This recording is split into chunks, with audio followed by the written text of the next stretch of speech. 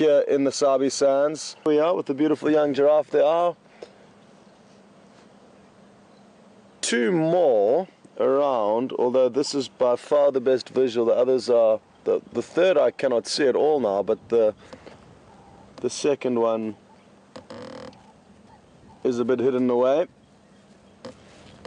It's interesting to see how the giraffe move through this area. We don't have a huge population of giraffe in the Sabi Sands, and it does fluctuate from time to time. So if I'm correct, Mark did mention that he did see a different family of giraffe, and I think these are the actual ones we're viewing now, relative to the family that we had become used to seeing. So nice to have some new giraffe on the property. The other ones we used to see appear to have headed further north.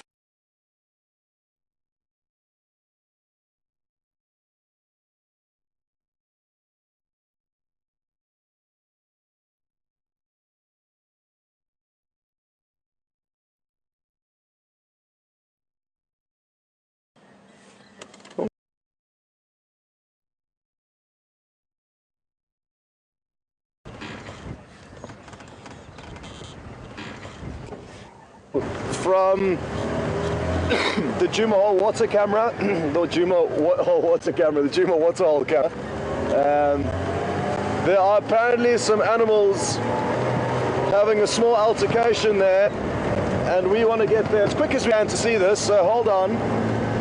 I'm not sure the gravity of the altercation that's going on, but there does seem to be some kind of a dispute.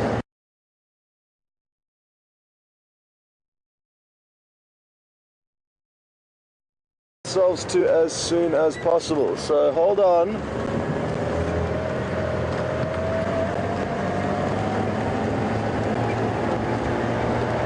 Chances.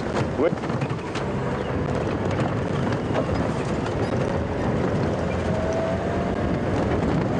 I hope this isn't an anticlimax, but VM just did send me through a message on the radio. Like I say,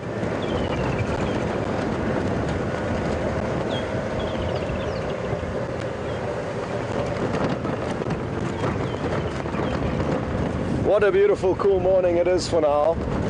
And these clouds that we do have in the skyline do have some dramatic scenery. Okay, trying to think of where our best angle of viewing will be from.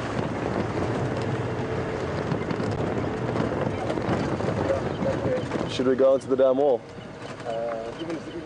Even here? Okay, cool.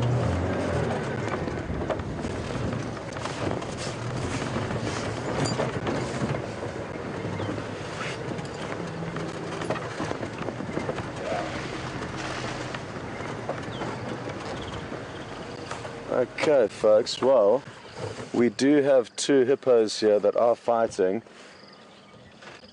I'm not sure the extent of their fight, but they are having an altercation, and this will be very, very interesting to watch, because when hippos do fight, it can be an extremely, extremely aggressive affair.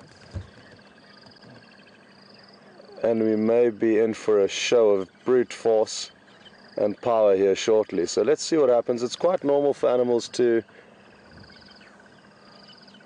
be in a heavy form of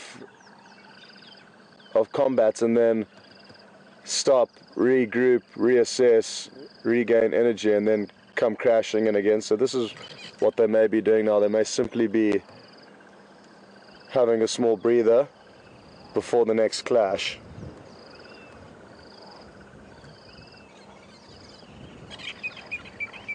The Egyptian geese family is not far from us, also kind of watching on with interest. Oh, there we go. Look at that. Look at this, folks. Incredible. So now you can see those very, very long teeth that they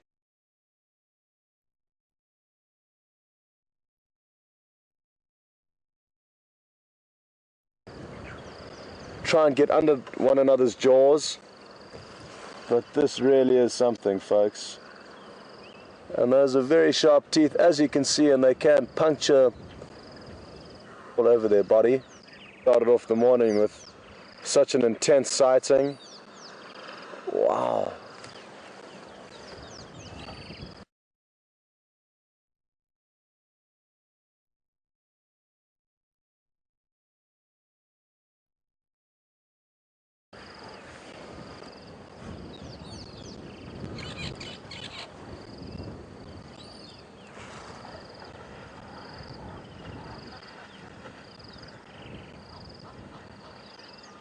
They're despite the good run for their money.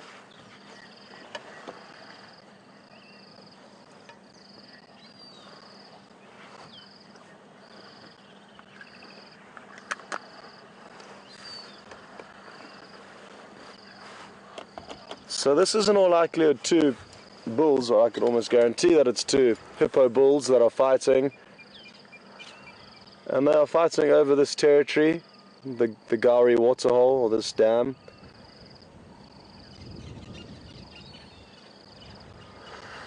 Wow, look at this. Incredible.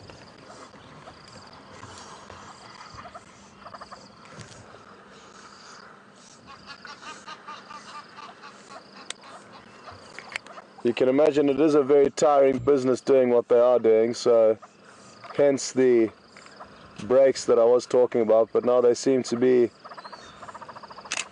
fairly deep into another round of action.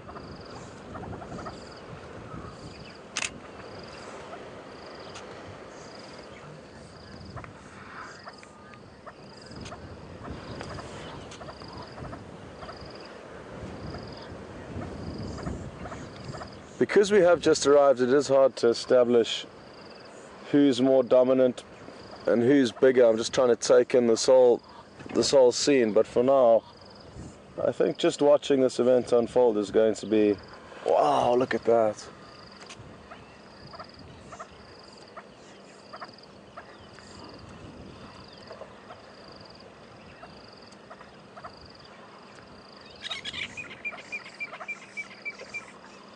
You see, as they do get into the shallower water, we can expect more power being exerted from them onto one another.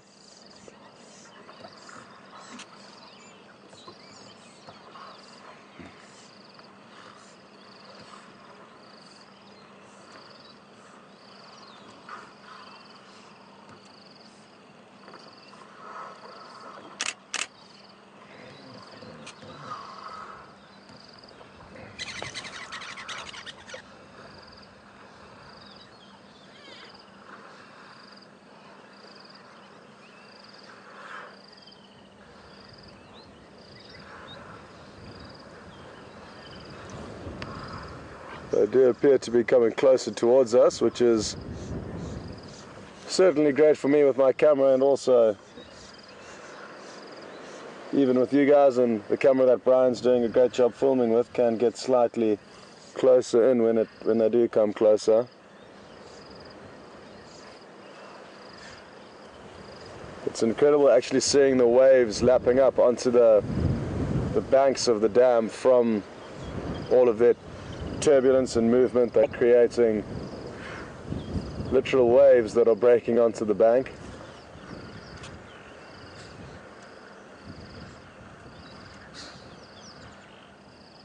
And it's hard to see any blood, but I'm sure there is blood pouring from their mouths, but due to all of the liquid flowing over, we cannot actually see that blood very well.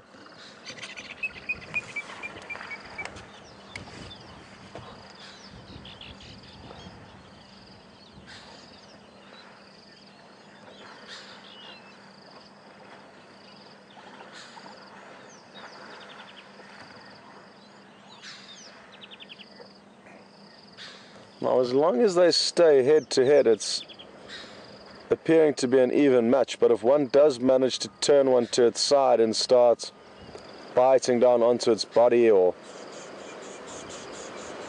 trying to slice open their body with those massive teeth, then we could expect a potential winner that would stay in the dam and chase the other one out once he does turn it and manage to get it running away.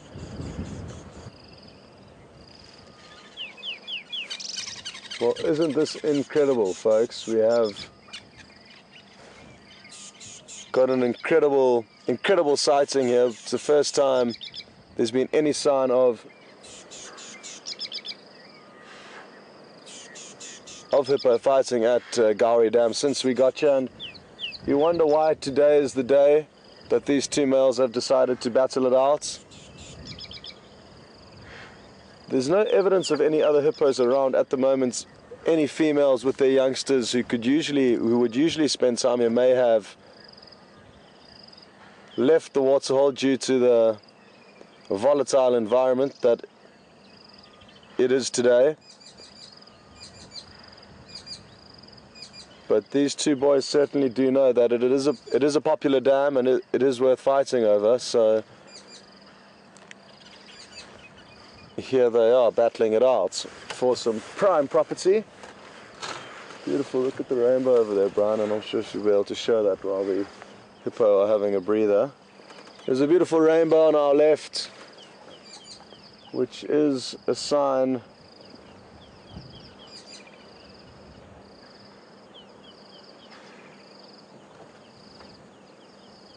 of the weather we are experiencing in the area at the moment. But it's all happening here. After not being out for a few days,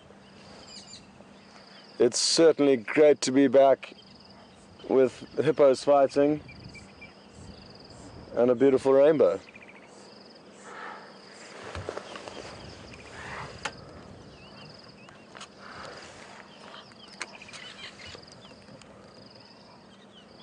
So potentially a few more minutes break, and then I think these two will be back at it again. Just like when we arrived, they seem to be having a little bit of a breather, and then another round opened up for a few minutes.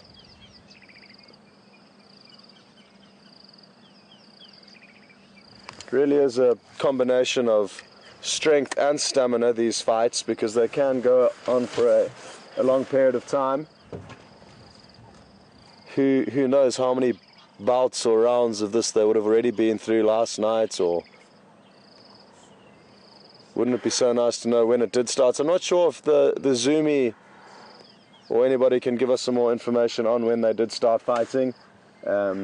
Last night we were informed about this by the Zoomy, so thank you very much for letting us know about this, and we altered our plans drastically from initially going to look at a small bird's nest to hippos fighting, which I'm happy with because the bird's nest is certainly still going to be there in a few hours' time, whereas this spectacle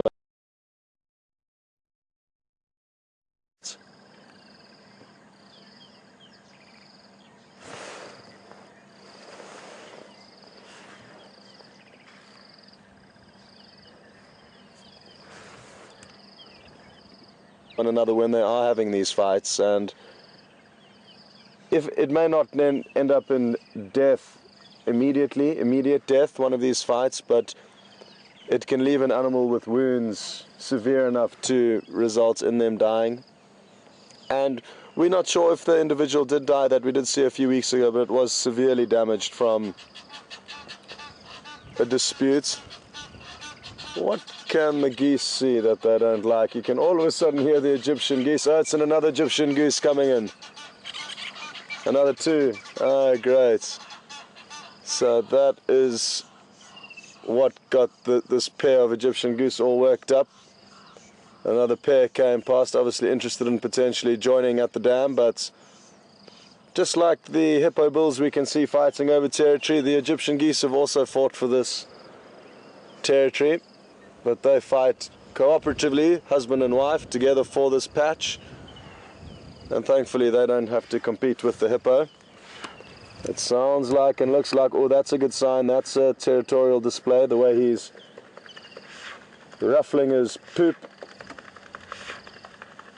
As he defecates, he fluffs his tail from side to side, and this is a dominance display. So he is asserting his dominance over the other one, but let's see what the other one has to say, or his response to that. but that was promising for our viewing. It should mean that we are in for another bout of action. Who's going to make the first move? I'm guessing it could be potentially the one on the right, due to the fact that that was the one that took the first step in spraying its feces all over the dam. And they do that in dams, and also when they're out at night on their feeding missions, they will also defecate and fluff their tail like he's doing again from side to side to spread their dung and leave a good message behind for any other hippos moving through the area.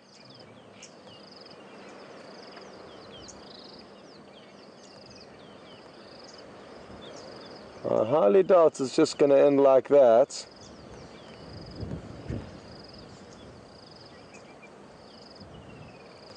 And like I say, my money is kind of... I'm leaning towards the individual that was spraying its feces all around with its tail, which is the one that's just popped its head up now. So let's see if he is the one to make first contact, because he is showing slight signs of dominance.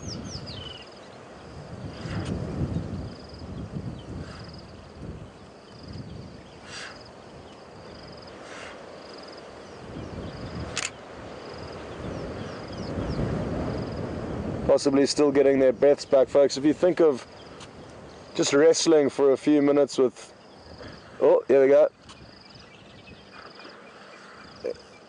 But even for us, any kind of permanent hardcore exertion for even a short period of time, like what they've been doing, will really increase your heart rate, and they are essentially fighting for their lives at the end of the day.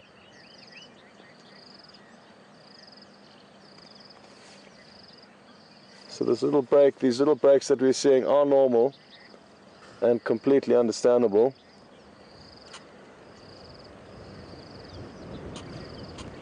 VM, can you copy me?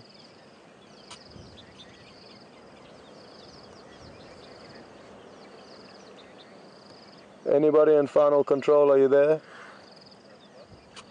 VM, any feedback on when these animals started fighting from the Zumi or anything?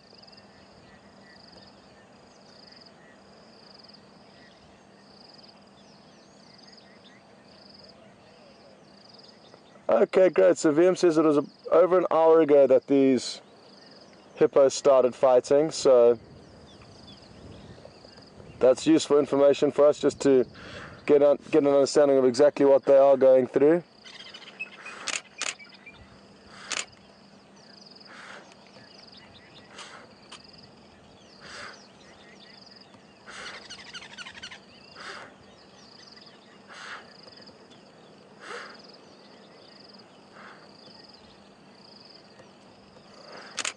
The one on the right's really huffing and puffing.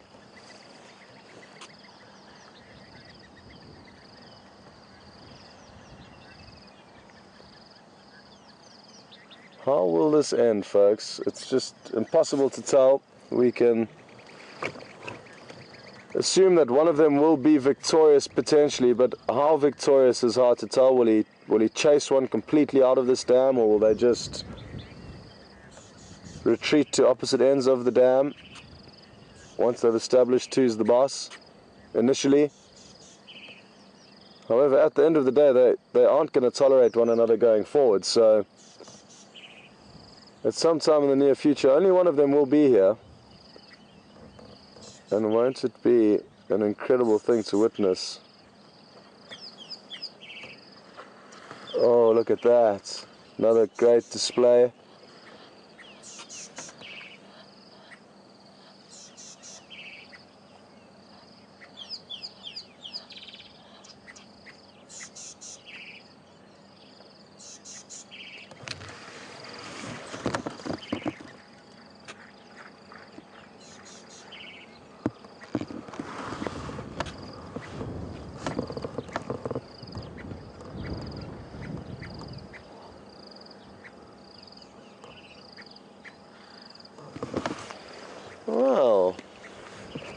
Things do appear to be cooling off slightly here, but we certainly won't be going anywhere just yet,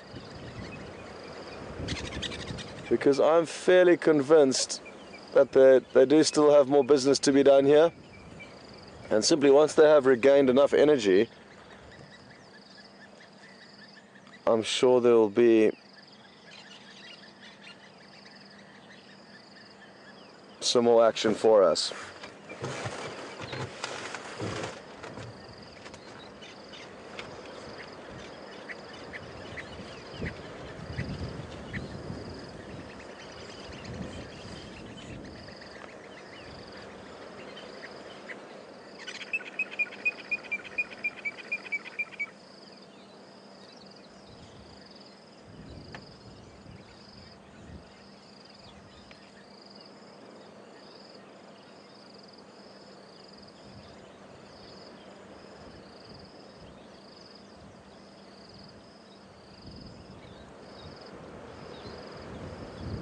A lot of fighting in nature is psychological, so between these bouts that we do see, a lot of their behavior will impact greatly psychologically on their opponents, as it would for humans. So now we're just experiencing a bit of the psychological warfare, which makes up a component of the fight we're seeing, but there certainly is also the physical side that we did experience a little bit earlier, and I think we will continue to experience shortly as this morning unfolds.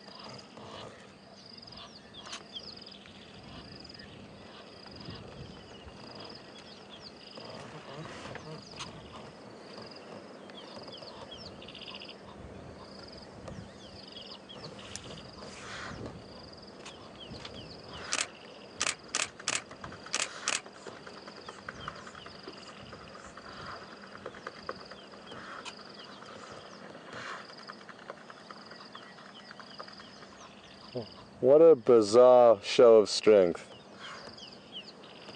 Paddling your feces from side to side with your tail, but that's how they do it in the hippo community. So that individual that we did see paddling its feces from side to side could well be the dominant one at this stage, but at least he is assuming dominance by doing that.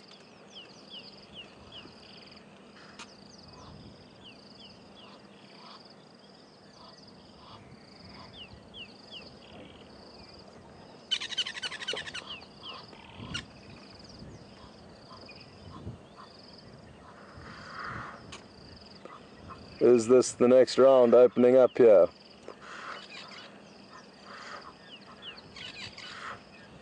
It's been a few minutes since they last engaged.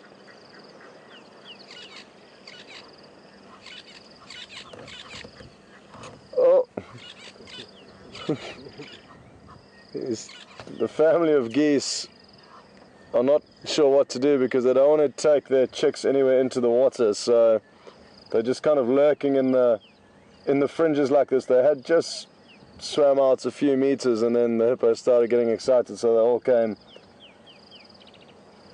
back into shore as quickly as they could.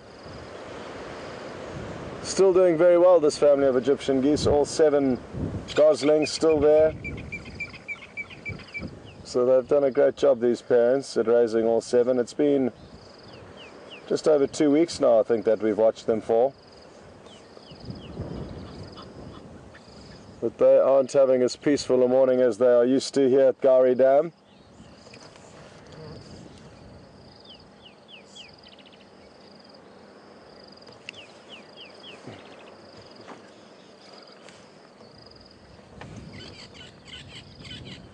Copy, thanks, Viam. I don't know what that means. Nothing we can do. All good. We parked just below the waterhole camera, folks, so I believe the zoomie is zoomed in on us and not on the hippos fighting.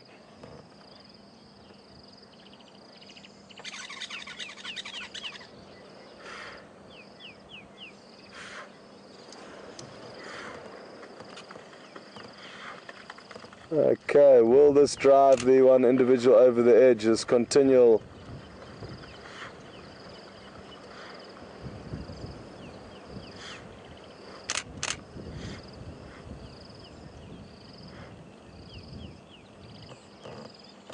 well, there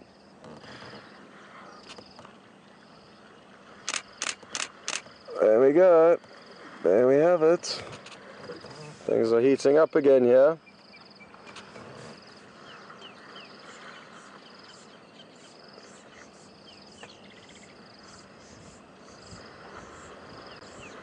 But for now it still seems quite relaxed relative to how worked up they were earlier, but they can obviously build up.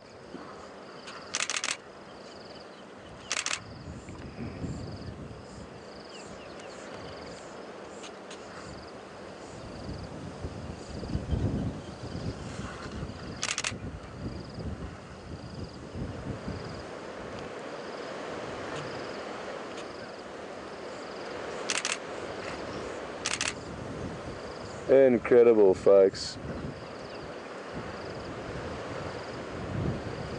And it seems like the individual that has been flapping its tail is showing signs of more strength over the other individual, pushing it towards us.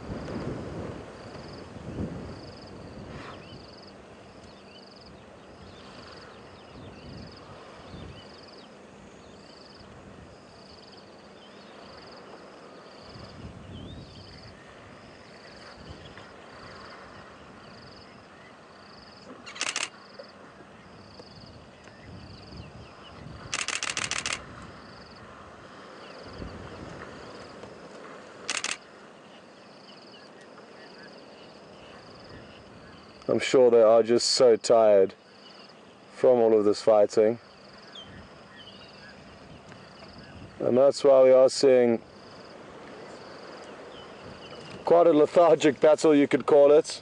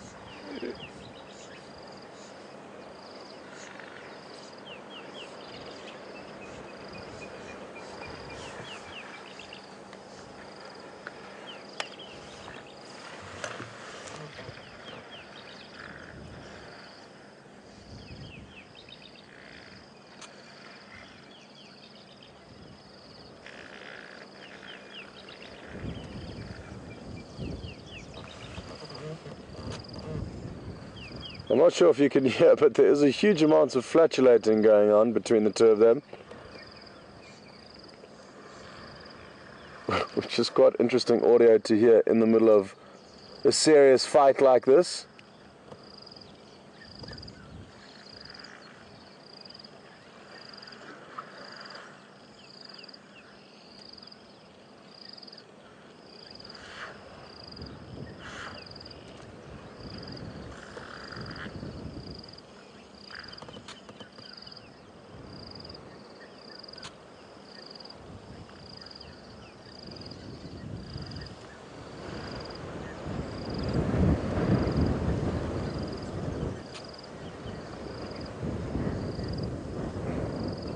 It's going to be very interesting to see what happens here next, folks. I'm not sure what to say or to predict because they both appear very tired and fairly well matched, and at the rate they're going it's hard to say. There's one with possibly a slight advantage, but as you would have noticed, it seems fairly well matched and hard to tell what the outcome will be at this stage. But despite that, we are having an incredible morning watching these hippos do their thing.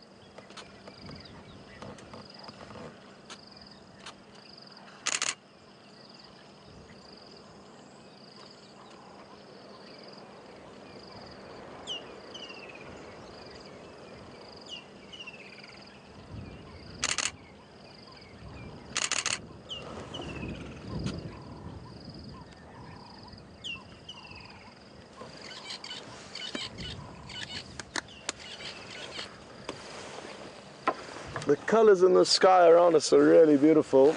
And the weather is appearing like it will hold for the next hour or so at least, but there are a lot of rain clouds surrounding us. So myself and Brian will be keeping a close eye on that. But there you can see the clouds that we are seeing around us. There's some blue in the sky, which is great. We haven't had much blue sky in the last few days.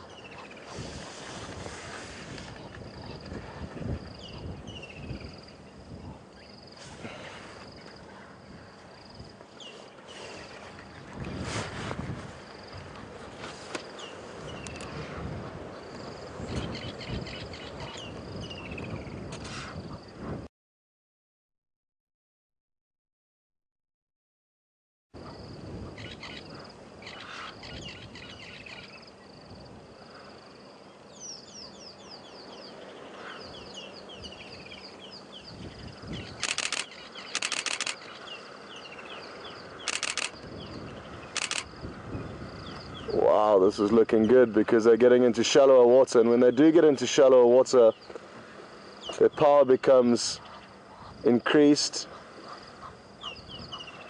and they can cause more damage to one another, certainly. And that is how I think this battle will be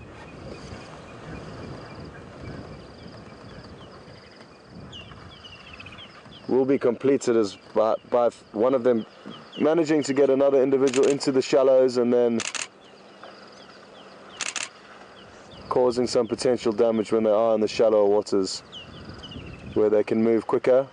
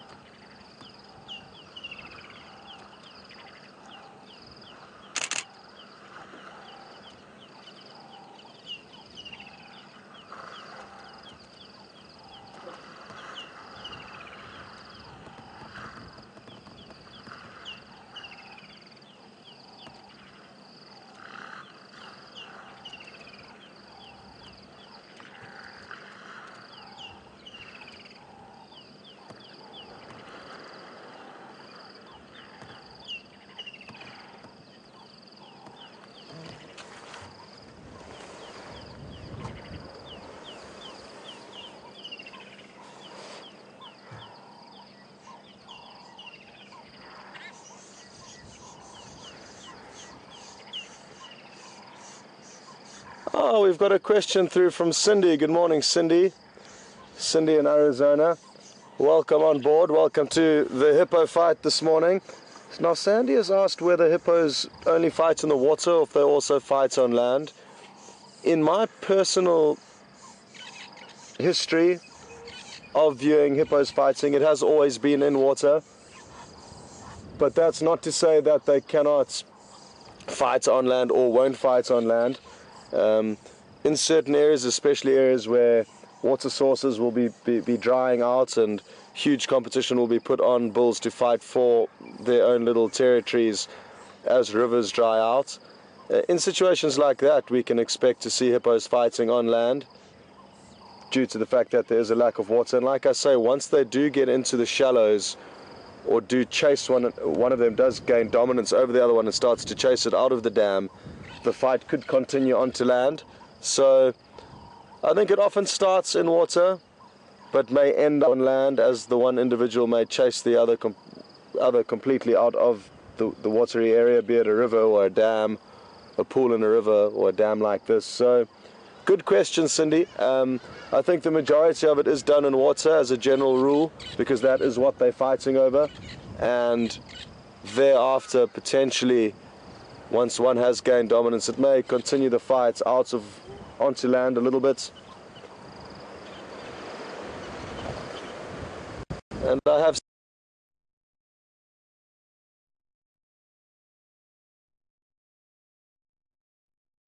seen footage of hippos chasing one another on land and fighting on land to a small degree.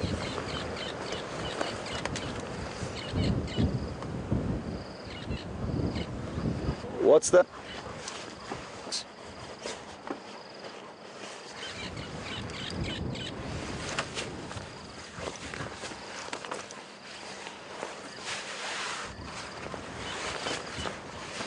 Okay, so there's confirmation from VM that he's actually seen hippos fighting in Botswana on the banks of a river, so not in the water itself. So it does depend on the situation, Cindy.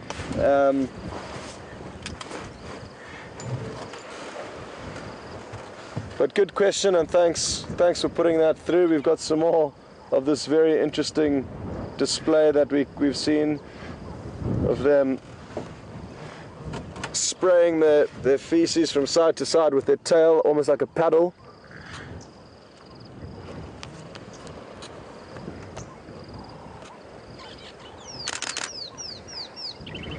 Now the Egyptian geese are attempting a crossing. This might be worth capturing because we'll see what happens if these hippos get excited again. This is the first time they have attempted the crossing, and look at how closely the chicks are all together with the parents on either side, making sure none of them get left behind. And this good parenting has led to all 7 goslings still being raised successfully to this day. And I'm sure that was quite nerve-wracking since we've been here, these Egyptian geese. Look at how excited the chicks are to be getting across.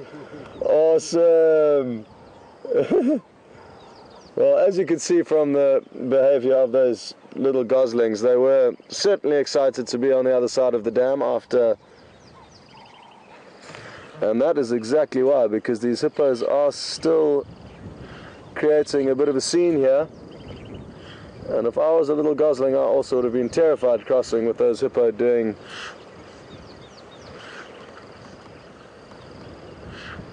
their business here.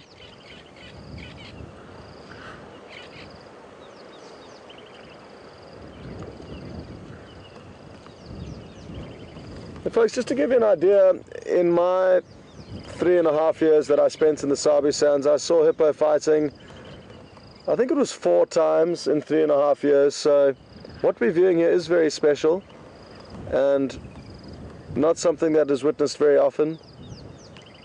You could imagine if animals fought every day like this, they would all be killing one another. So it doesn't happen that often that we actually manage to witness fights of this gravity and nature, and it could become a lot more heated and, like I say, result in the potential death of one of these animals, even though right now it doesn't appear to be being won by any specific individual. At the end of the day, they are going to want to have a result between the two of them, and this will cause things to get more and more heated.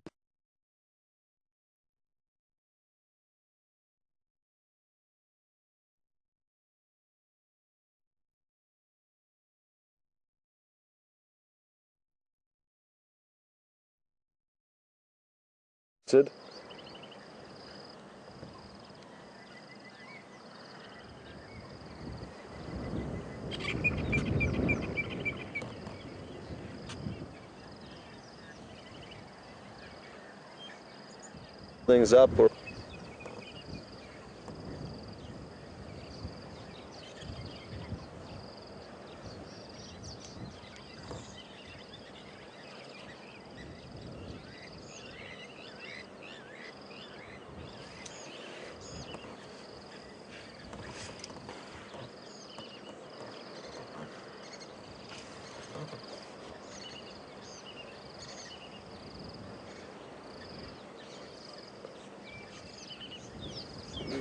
VM's just asked us a question. The zoomies, the people who control the waterhole camera, which is just above us, in a tree above us, are asking if there's a bird's nest in the tree above them, and there's a red-billed buffalo's weaver's nest, which is just a few meters above the camera, and Brian is going to give you guys an idea of what exactly the waterhole camera looks like and where the nest is in relation to it.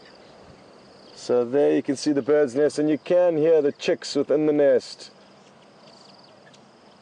There's almost a permanent chitter and chatter from little chicks in that nest.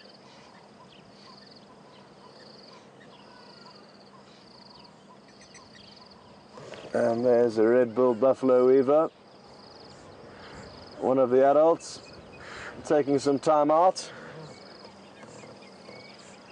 So to the zoomies, yes, there is a bird's nest, and I hope that shot Brian just gave you gives you a good idea of where exactly it is in relation to the camera. Sadly, I don't think the camera can get up to film that area, and they've obviously just been hearing the birds and not being able to get the camera onto it.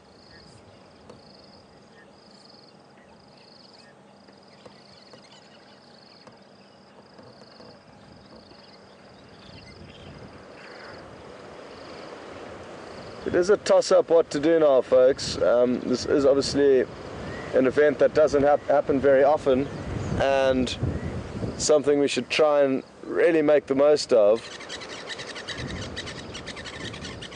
So I do want to try and stay here as long as we can to see what the outcome is, but it may not end up with an outcome this morning. They could only potentially establish who the boss is later on this afternoon, tomorrow. Like I say, I haven't witnessed enough hippo fights to be a professor on the subject, but they do seem to be slowly winding down their intensity. Although, as I say that, things start heating up again. So we are going to spend a bit more time here, and I know there are fairly quiet patches in between, but when they do start going, we are provided with some intense combat between two massive animals. And they are armed with some serious weaponry with those monstrous teeth.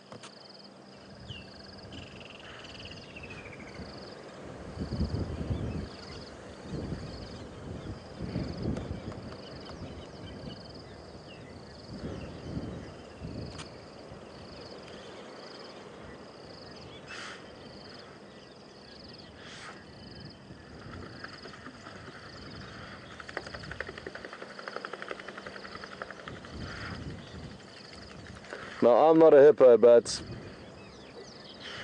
when that happens, it must really make the hippo who's not doing it feel inferior.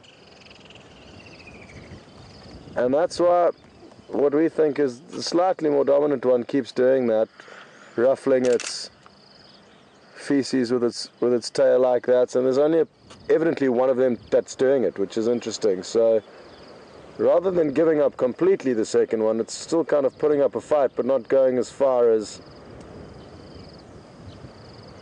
spraying its feces around like the other one. Again, difficult to tell exactly or read exactly into what it means, but it is certainly a display of a territorial display and a display of strength over another animal.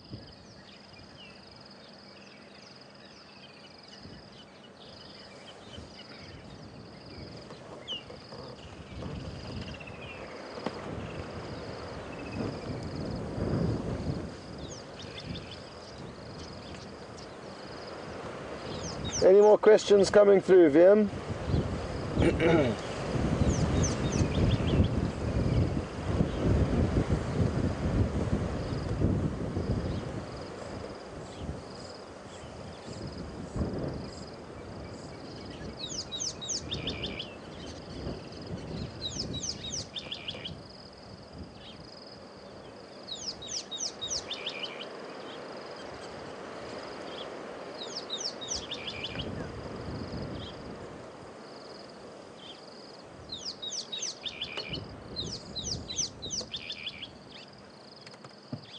VM, any more questions coming through, please?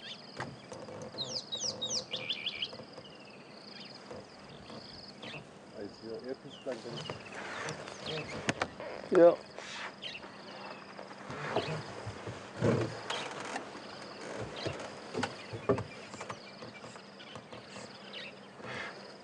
Teresa from Wisconsin, good morning. Teresa's asking whether the hippos fight underwater, and not really, not from what I've seen in the past and not from what I can see this morning. And I think the reason for that, Teresa, is they do need to open their mouths in order to fight.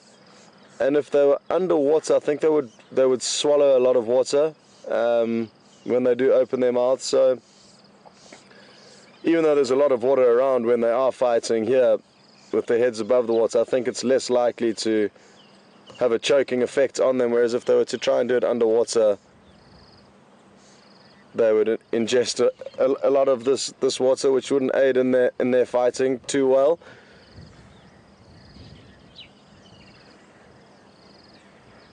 But I'm sure there are points in battles between hippos where things do go below the surface of the water, but predominantly I think, as we can see, they like to get it done above water level. But what is important to know, and what I will reiterate, is that this isn't something that we view on a daily basis or often at all. And like I said, in 3.5 years of being here, I've only seen hippo fighting about 3 or 4 times. So depending on where you are, and that is the beauty of working in Africa or at any various safari destination in Africa, there's certain areas where hippos are very common or more common than here, and with high populations of hippos, your chances of seeing hippos fighting becomes drastically increased. Whereas here we don't have huge numbers of hippo, therefore we don't get to see them interact and behave as much as areas possibly like Botswana that comes to mind.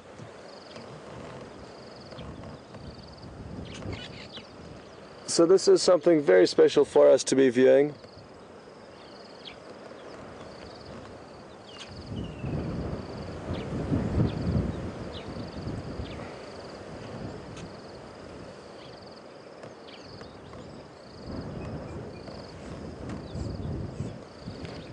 It really is so nice to have some cool weather that's not rainy. If it was like this every day, we would be very happy, because it's nice and cool with the sun's out, we've got some beautiful clouds in the sky, and hippos fighting. So a great day here at Djuma.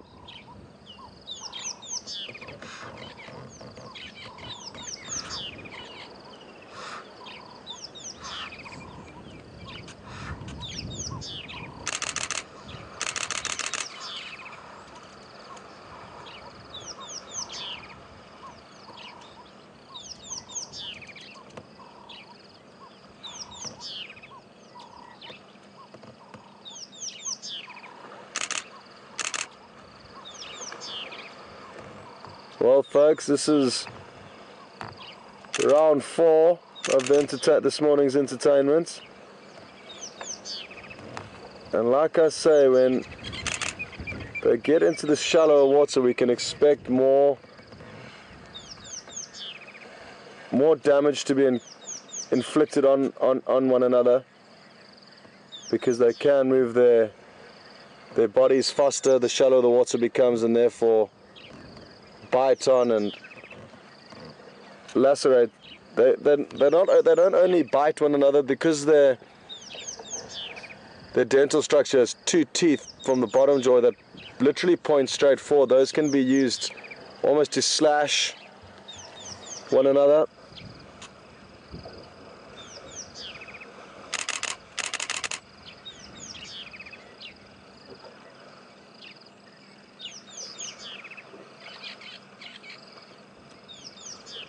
It appears that the one individual has some freshly chipped teeth, which is understandable because they're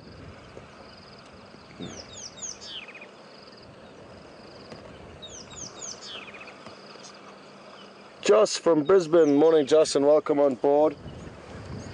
Joss is asking if hippos have any predators, anything else that they need to be concerned of other than themselves in a situation like this. And yes, Joss, occasionally from time to time hippos will be predated on by a lion, but it is a rarity, because as you can see, they can open their mouths very wide and they're a lot larger than a lion, so it's a risky business for a lion to attack a hippo. But it does happen. I've seen coalitions of male lions attempting to catch fully grown hippos.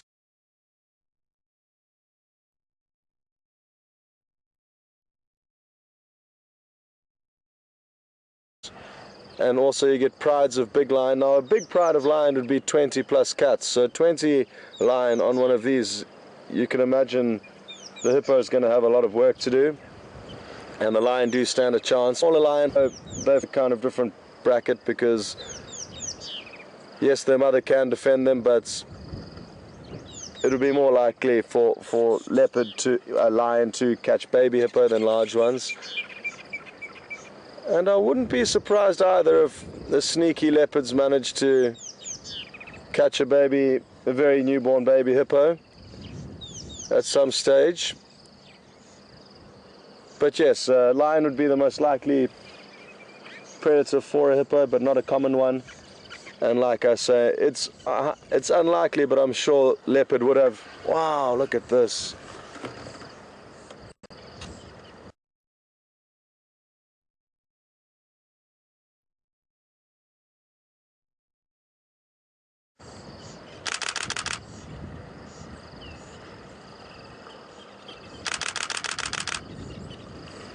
There does appear to be some increased intensity that we're seeing here. And I'm bringing out the water now, not get caught up in this, so I'm going to start the engine because they could come towards us. Oh, where to go, where to go.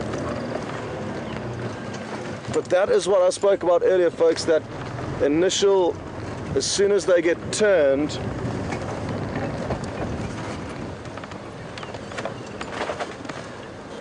which we have seen here. So we can see the back end of the one here, and I just want to stay in case the other one does manage to continue chasing it. It's hard to choose the best angle here, but let's see if the other one manages to get back into the water. So this is the one that we can see in the shots is the one that got chased out the water and is now facing back down into the dam. But will the other one be able to turn it completely? No, we just need to be careful it doesn't run into us. Look at this, folks. What a great view of this hippo. We don't often get to see them out the water. And has he made it back in? Is he going to go back in? Or do we have a victor? Look at how awesome this angle is, folks. Brian's showing you such a cool shot here. And now this individual that's walking back in, is he going to get back in? Is he going to be allowed back in for good? It appears he is. Well, I thought we had a victor there, but the individual in the water did not chase the second one far enough, I don't feel. I'm just going to try to get back onto a little bit of a better spot.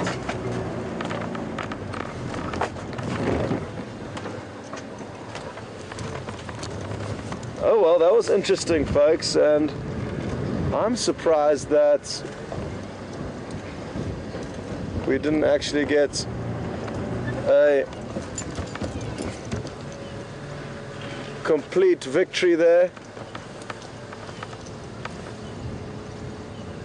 I thought that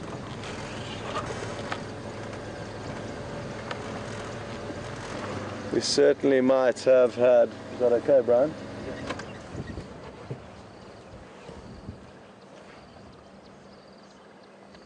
I thought that was the deciding moments in this hippo battle. And who knows, maybe it was.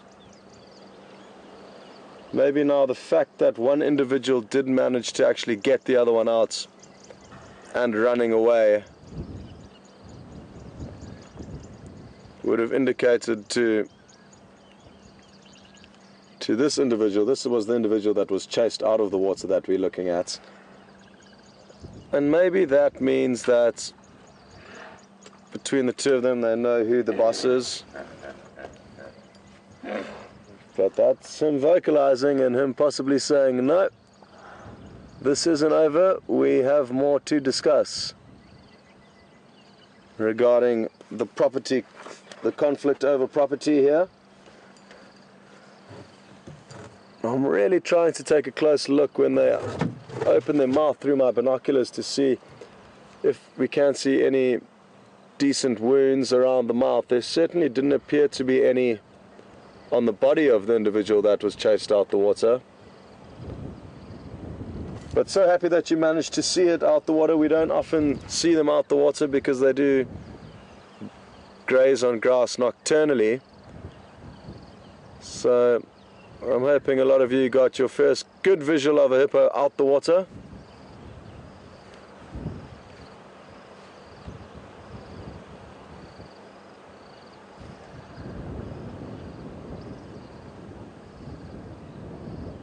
Well folks, it's been an hour since we started this morning, and the majority of that hour has been here at Gowrie Dam, Vuyatela Dam, witnessing this very interesting territorial dispute between two bull hippos.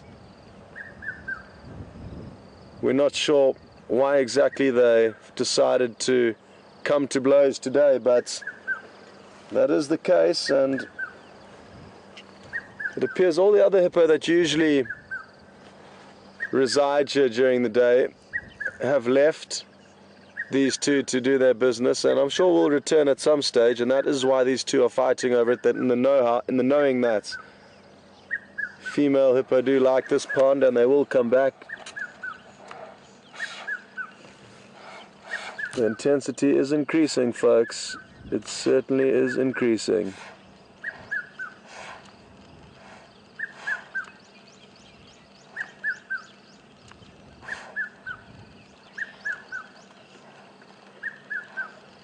So what will happen next?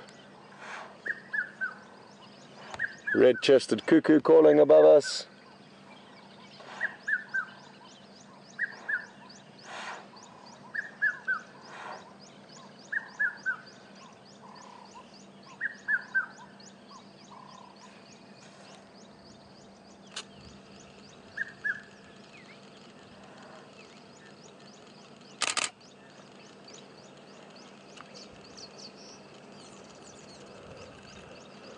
How are these two going to resolve this problem that they're facing with one another?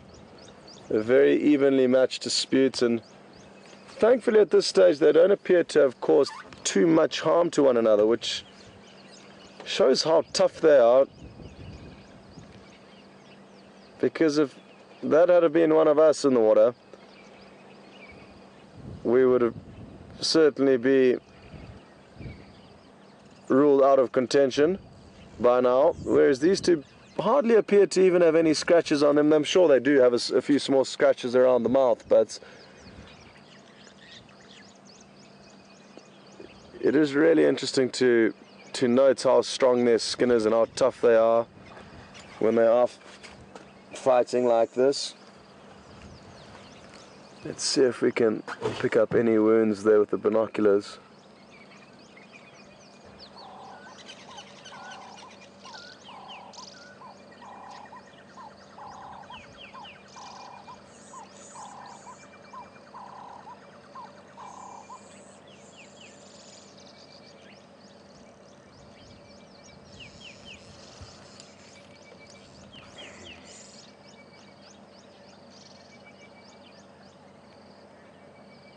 They certainly don't appear to be the biggest, oldest bull hippos that I have seen. So these are possibly two up-and-coming bulls that are still establishing themselves. They just don't seem to have enough scars and scratches on them to indicate that they would be old or very old. One's got a distinctive notch in its right ear, distinctive cut in its right ear that would certainly help us distinguish them in the future, and even now, just to keep track of who's who.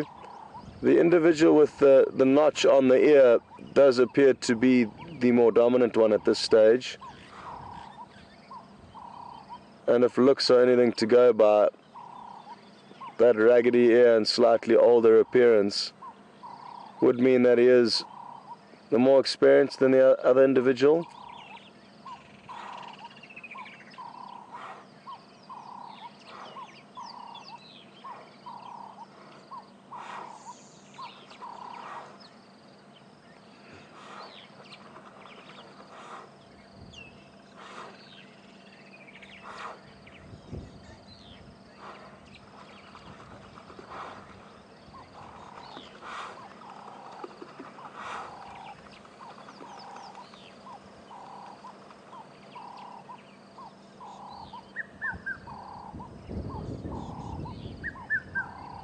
To Adam in Mississippi, I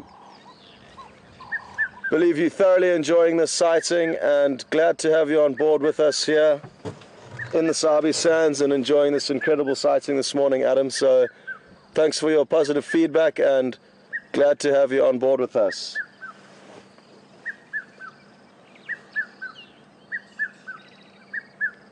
Got some really positive feedback coming through, folks, of people just really enjoying this very interesting sighting. We don't get to see this often. And we are out here to show you guys as much as we can, so thank you for your kind words.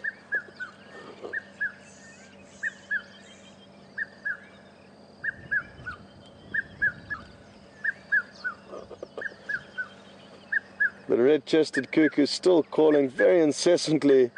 We can't see it, sadly. They are quite secretive and tend to not show themselves. But as you can hear, this individual really is giving us a good sing-song this morning.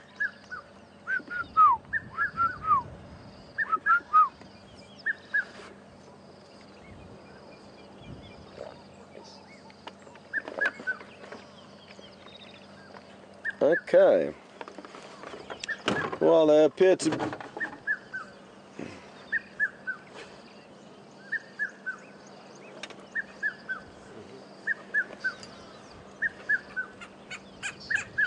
Lewis has just asked a question whether one of these two bulls that are fighting here could have been the bull that caused all the damage to the other hippo we saw a few weeks back that was heavily beaten up from a fight with cuts all over its body, very deep lacerations all over its body. And yes, it could well be. I'm sure between the hippo that are in at that stage of their life where they can compete and will be driven to compete for territories, they could well come across top candidates, and these two, maybe two that are left after the third one did get ousted or chased from this dam. I'm not sure. Brian, do you know if the fight was at this dam? It was.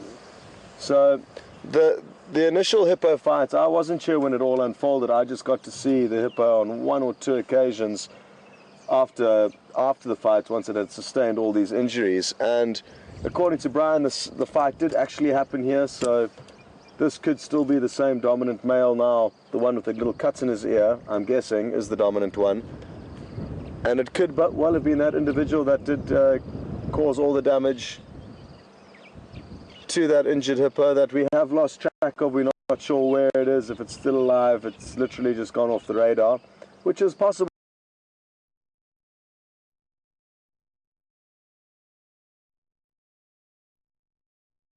Well, there's large tracts of area that we can't get out here, and that's also important for you guys to know. We can follow the animals as close as we can, but only up to a certain point. There are some areas which are simply inaccessible to us.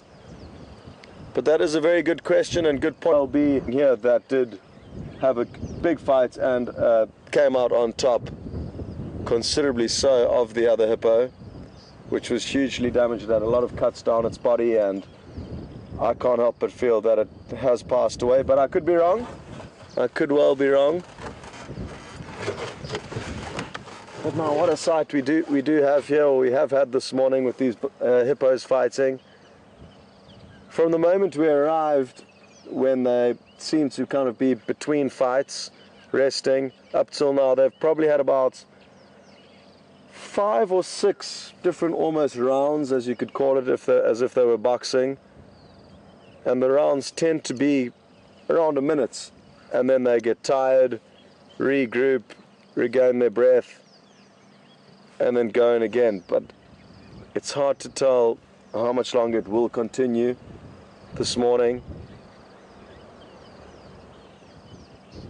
I'm guessing, and as I have not seen hippo fighting on very many occasions, and therefore have got limited knowledge to go back on regarding this subject,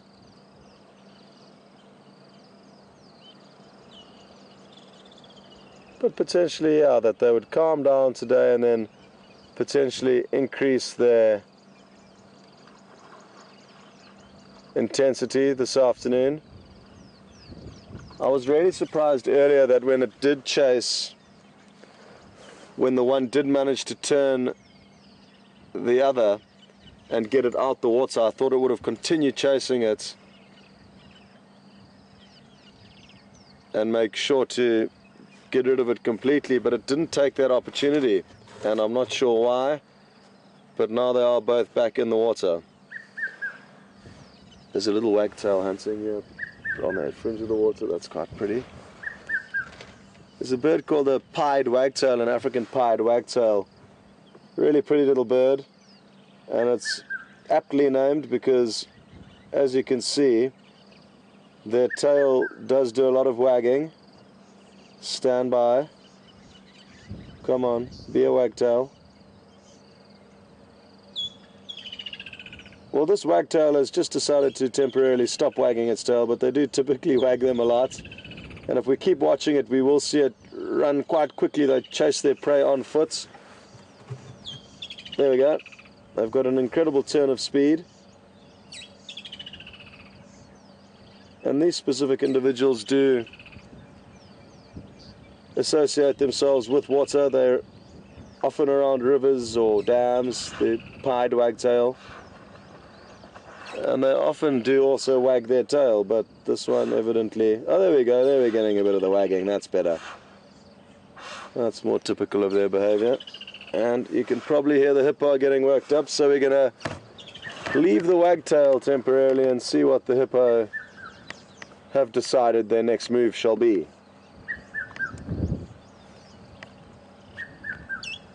Which is initially to go underwater again. Thereafter, let's see, they've seems to have been on a break for a fair amount of time now, so possibly around 7 or 8 is coming up. I've lost track, but like I said, there have been about 5 or 6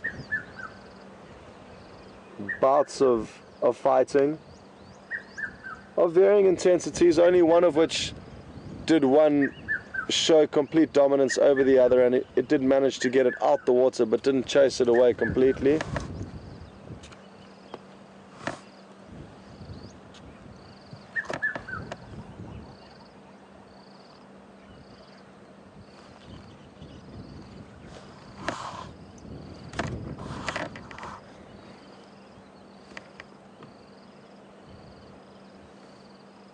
Brian, what do you think is going to happen here? Do you think they're going to slow down, or do you think we should stay? I don't know, this could carry on for quite a while maybe, yeah, potentially. You see, because if we were to leave now and things were to get very heated, obviously Brian and I... That's the climax of the story here. Exactly. So, okay, well, we're on the same page there, which is good.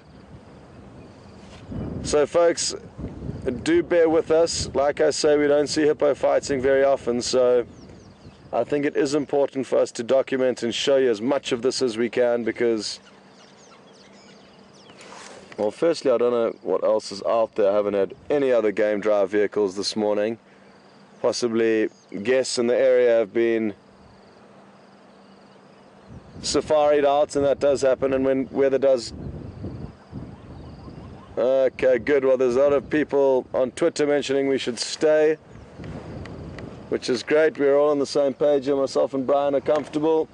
We're in stone's throw of the lodge, so we could even ask VM to bring us down a cup of coffee if need be.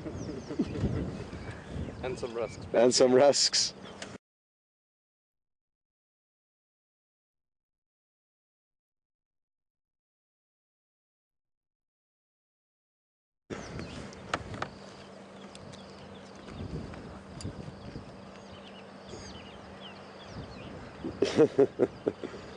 VM's just double checking how many sugars we like in our coffees, and then we're in a good spot here, so we shan't be going anywhere at this stage. And like I say, I haven't heard any exciting updates on the Game Drive channel, so we're not missing out on anything else out there that we know of.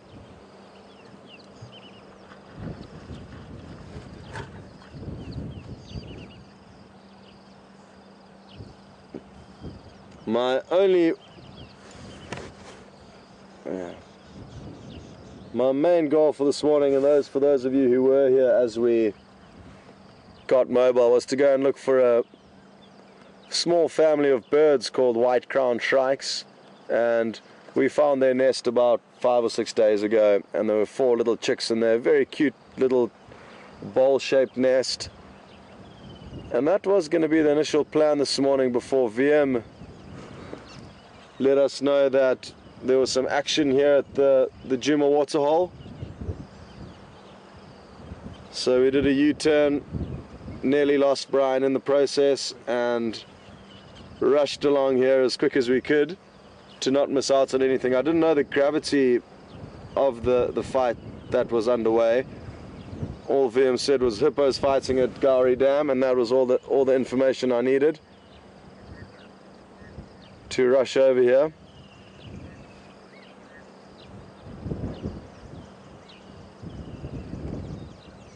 And that is just so often the case. We make some kind of a plan as to what we want to do, what our goals are, and before we've even got close to achieving the initial plan, something else pops up, something else exciting, diverges us from initial plans. But when it's something like this morning, it certainly is not a problem at all, and we can go back to the bird's nest at another stage.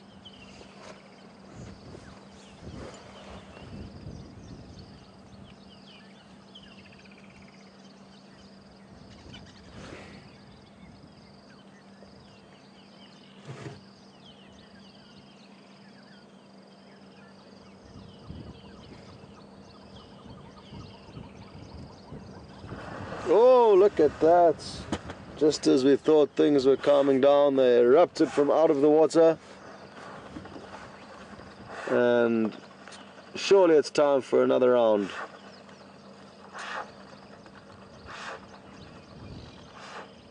Oh yes, this is sounding and looking promising. Listen to the waves that have been generated. You can hear lapping up onto the bank. Incredible. I mean, that gives you a good idea of their size, folks. For 2 of them to be moving around like that, creating the seismic ripples, really does give you an idea of the water they're displacing as they move.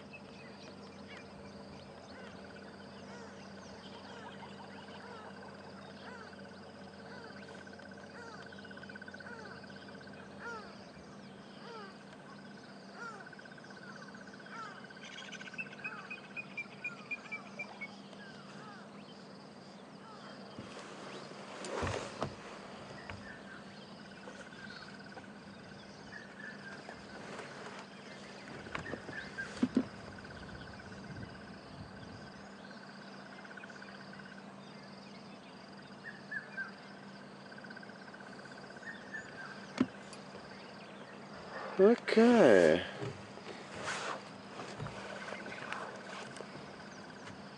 I certainly am keeping in mind that if things do get seriously heated and they do chase, one does manage to chase one out the water towards us, we wouldn't really want to be in the vicinity in any way of them. We're not sure what may happen. Possibly the one that's being chased out could vent its anger on us,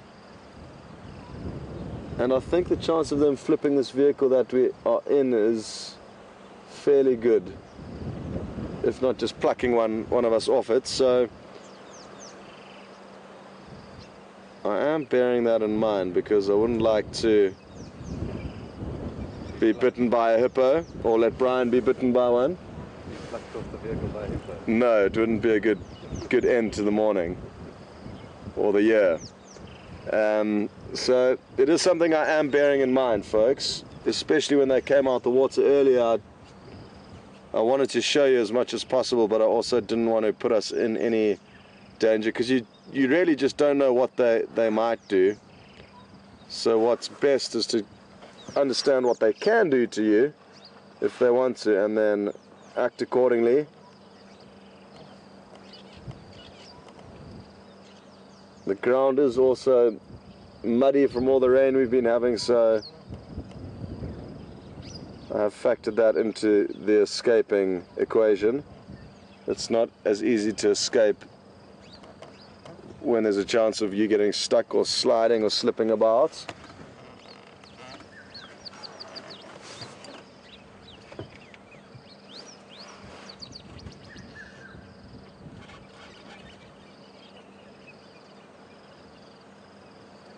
Should we watch the wagtail again, Brian?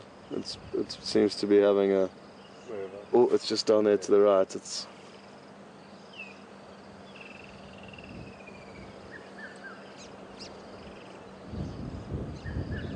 seems to have caught onto something quite big here. It's just busy dispatching it, as we can see. Making sure it's dead. Looks like it could have been a dragonfly. I think it is. Yeah. Interesting. So, dragonflies for breakfast. Why not? Oh, okay. Bit of a marinade. Dragonfly marinated in dam water. Irresistible. So let's watch it though. It doesn't seem to have swallowed it yet, and it may just be making sure it's dead. Oh, there we go. Now it's gone. Obviously just wanted that marinade to soak in for a while before consuming it. And let's see what it catches next. They are really cool to watch, and it's going to be difficult for Brian when it does do a longer chase. They do move incredibly quickly.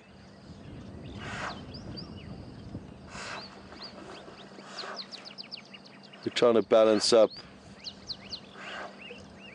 showing the wagtail hunting, which is entertaining, and all the hippos fighting. And because the hippos have been a lot of all talk, no action in between bites, we are just going to wait for them to engage before panning across to them. But Brian's getting a feeling, I also got that same feeling, that there is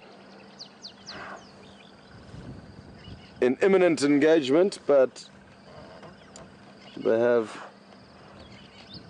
toned it down ever so slightly.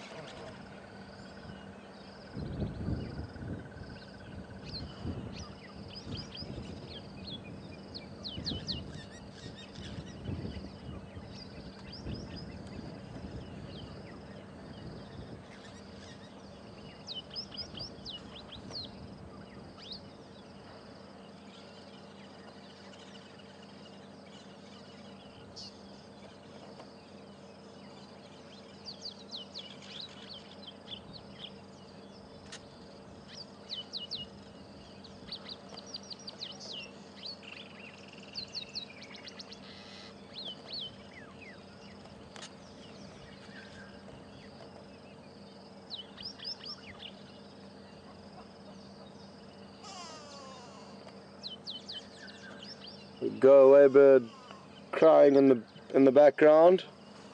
We had some good bird calls around us this morning, and most mornings at this time of the year we are very fortunate with the bird song almost throughout the day, unless it's very hot. Then the birds tend to keep quiet for a while, but in the middle of the day, but typically there's a chorus throughout the day in summer.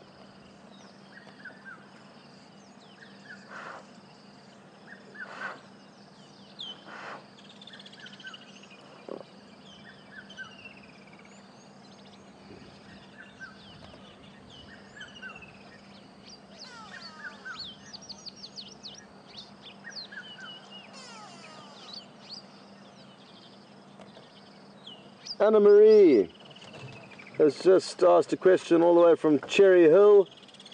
Good morning and welcome on board, Anna Marie. And the answer to your question of how big a bull hippo can get is around the 3,000 kilogram mark, so about 6,000 pounds, and just over that roughly, 2.2 pounds to a kilo, so around 6,000 pounds as a as a rough weight for bull hippos. I personally haven't weighed one, but that is the figure that's quoted in textbooks, and I'm sure it varies greatly on individuals and different areas. But a good question, and I'm not sure if you did manage to hear the waves lapping up onto the bank earlier, but it is understandable if there's essentially between the two of them 12,000 tons of water being displaced, hence the small waves we heard crashing up onto the banks of the dam after they had exploded in another bout of fighting.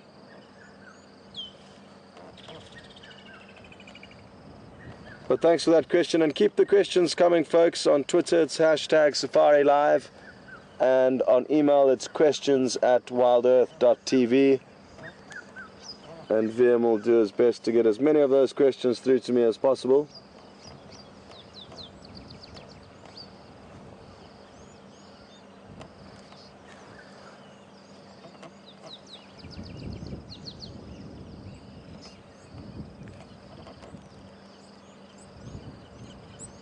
Folks, just to recap for any of you who have just joined, we have been here since basically the start of drive, so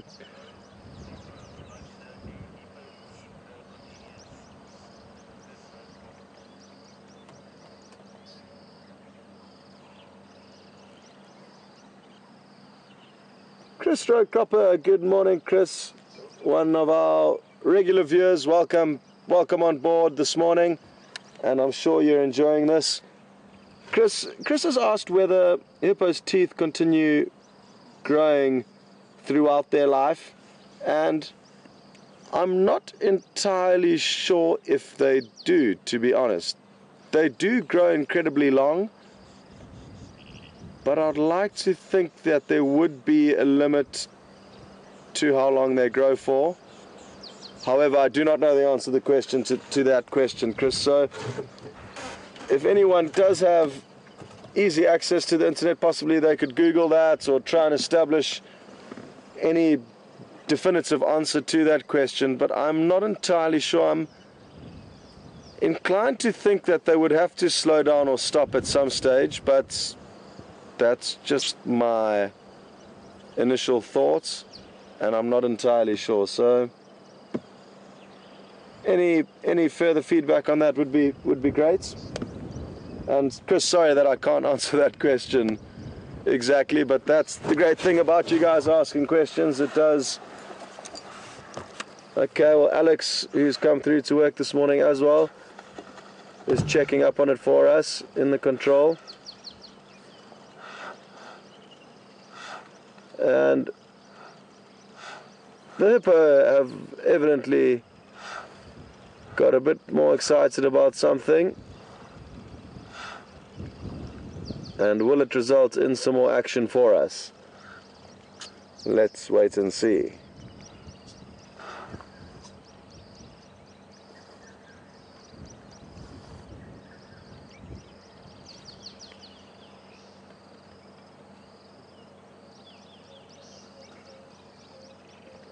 It's interesting that we haven't heard them vocalize more this morning. The only vocalization we've heard was actually from the individual that was chased out the dam when he was re-entering it, so that is something quite interesting to take note of. I would have potentially expected a bit more vocalization from the two individuals. Like I say, a lot of their disputes and a lot of disputes in the animal kingdom are a lot of the time psychological, a combination of psychological and physical, and these psychological or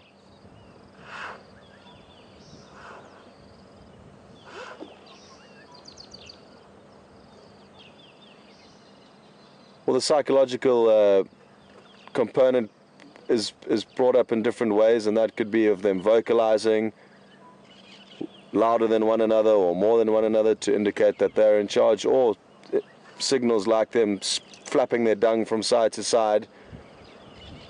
That's another territorial kind of display. Opening their mouths very wide to display their teeth is another show of strength. So there are these various displays or signals they can do that are not physical, but still show strength or dominance over other individuals. The most common of which we've seen today has been certainly the tail flapping of dung from side to side. So that is what we have seen the most of in terms of the psychological warfare.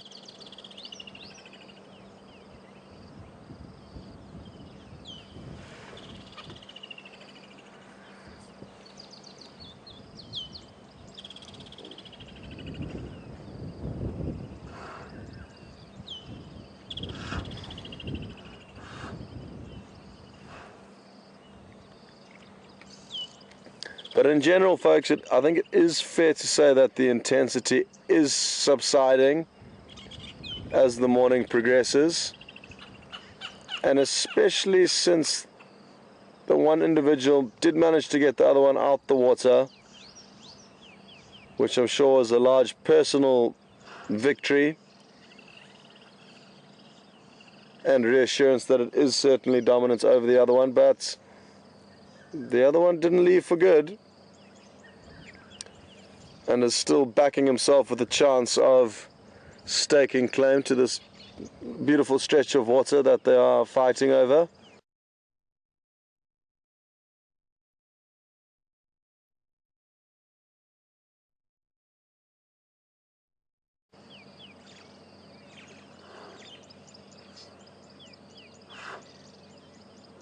It's incredible how they almost seem quite civilized with one another between the bout. I think boxers in a ring have got an umpire or a judge making sure that they stop when they need to stop and continue at the right time and everything's fair. But these two just have themselves, which is for me is interesting to see that they are almost at peace with one another between the bouts. I'm not sure how exactly how and when they decide to re-engage, but alright, great, we got an answer on the teeth question. Go ahead with that, VM, thank you.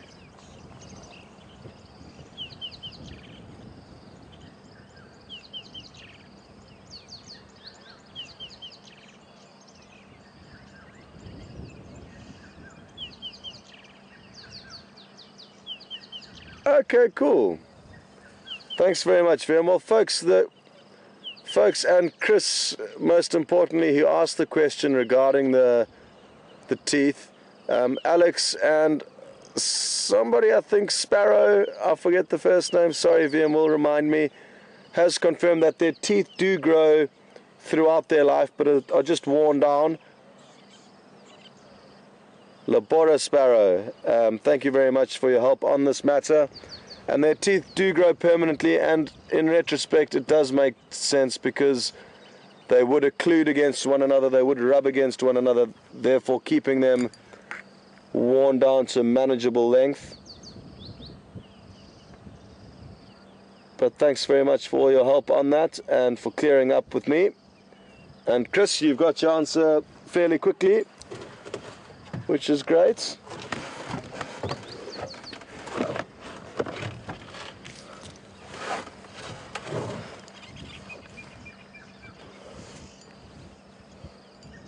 I think I may have just spotted another oxpecker's nest, but I'm just going to wait a second or two to confirm on that. They nest in cavities and dead trees. We found one close to the hyena den site, the old hyena den site that's evidently not active at the moment, so it hasn't been active the last few times I've been there.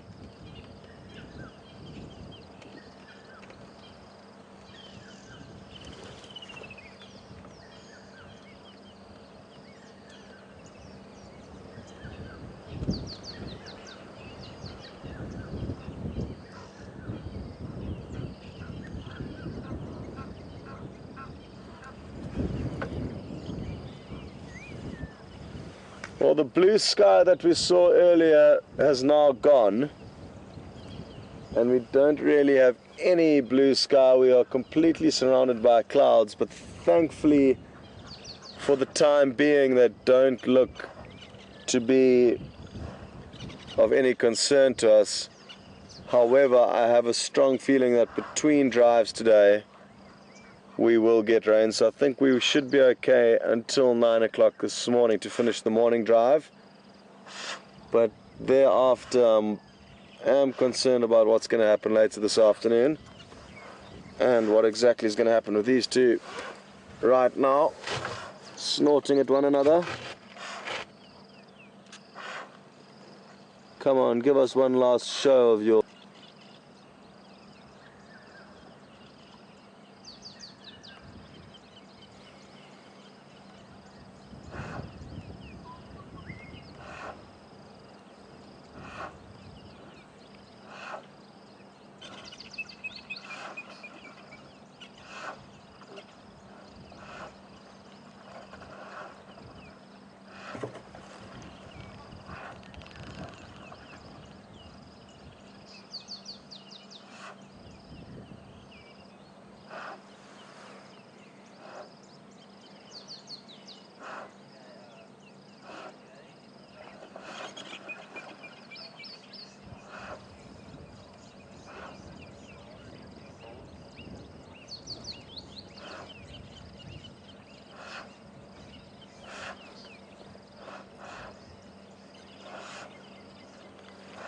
We've just got a question through from GJ in California. Morning, GJ, and welcome on board.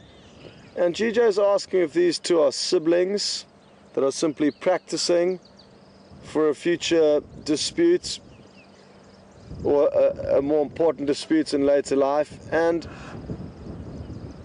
this could be the case, GJ, but I find it highly unlikely that it is. Again, I'm no expert on hippos fighting, but if these were just two siblings playing around, I'm sure there'd be other members of the raft of hippos in this dam, and it wouldn't be as intense as the fight we are experiencing. At any stage, GJ, this could turn from being relatively calm and in control to the complete opposites.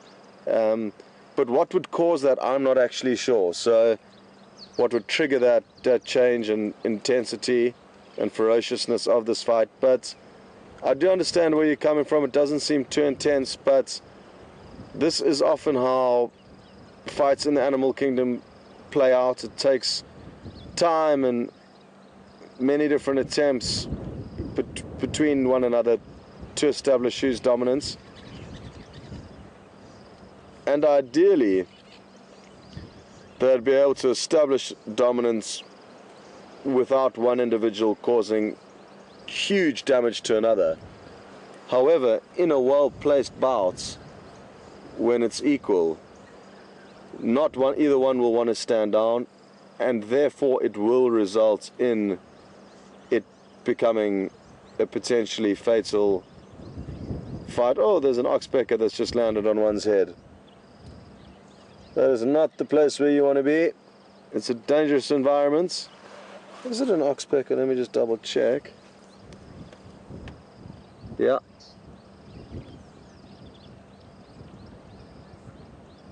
Private island.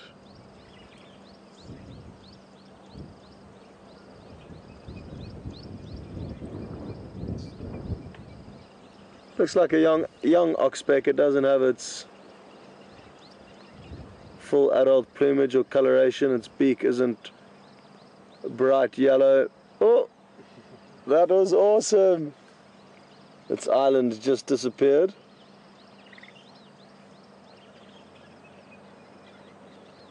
In different places, or even if they did grow up together, they've got to a point now where they have realized that there's not enough room for the two of them here.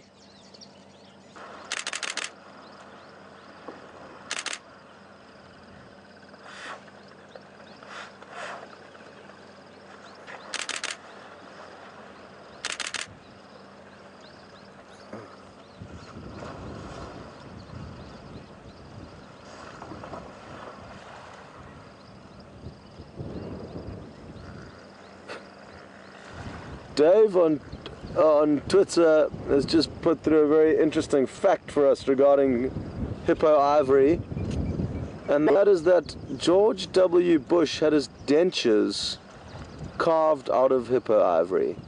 Now, just a random fact, but an interesting one at that, considering we are seeing George Washington, was the individual who had his dentures made out of hippo teeth. And just an interesting fact that is relevant considering we are watching a lot of hippo teeth this morning, a lot more than we usually see. And you can see some blood. I mean, nothing serious coming from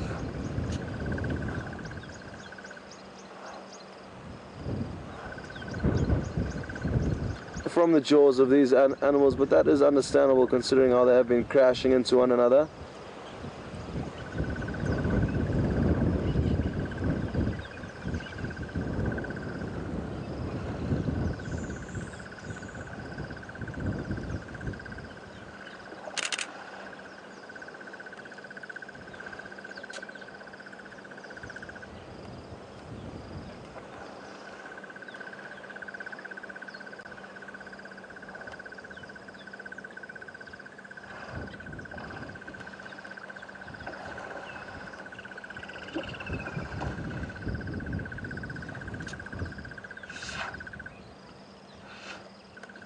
Surely one of you guys have just got to establish who's in charge.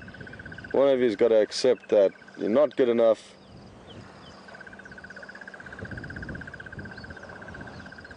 But like I say, if it's a well-managed fight, just as it would be with humans, with no person willing to stand down, it could go on for a long time, and to kind of a point of no return potentially for either one of these individuals.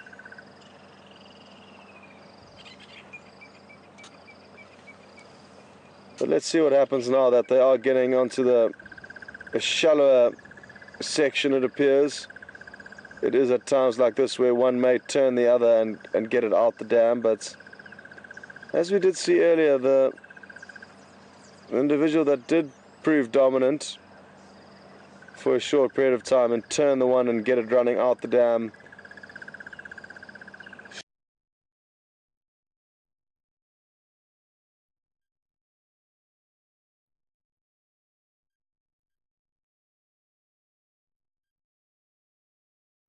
Shortly stopped its chase or charge and didn't continue to chase the individual away for good.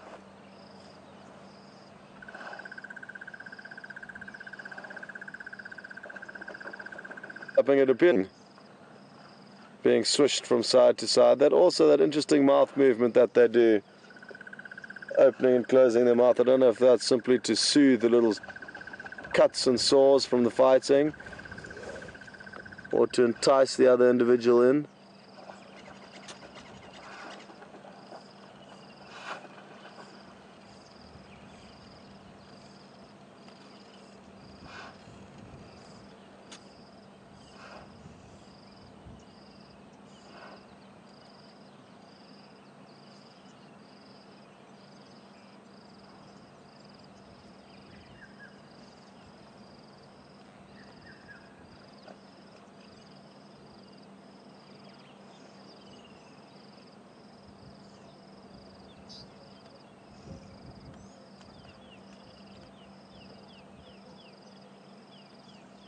What is going through their heads? Oh, well, the oxpeckers are back. They're coming in numbers now. There's 4 that have landed collectively, all on the one individual. They're taking sides, it appears.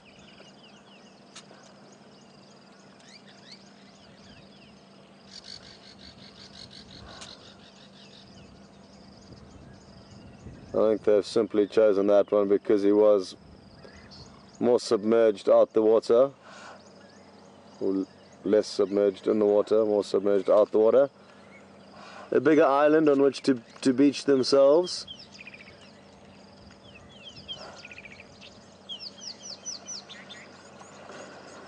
Wow, look at that, folks. Look at this. This is serious now. This is serious. He's really got him coming towards us here now. And that was one of the most powerful displays certainly that we've seen exerted between these two. And is he going to continue the struggle out the water now? Will he continue to force it out the water? No, it looks like the other one's managed to regain some strength, and also I think because it has the bank of the dam in its favor. Wow.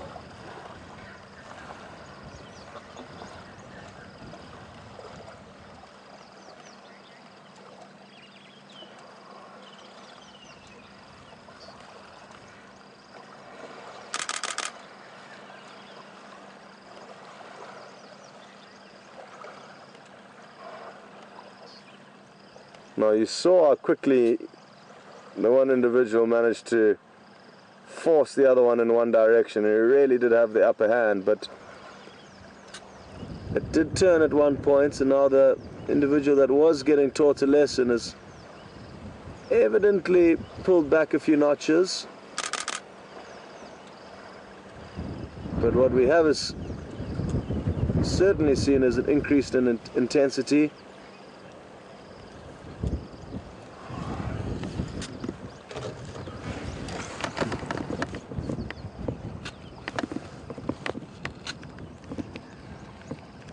Incredible.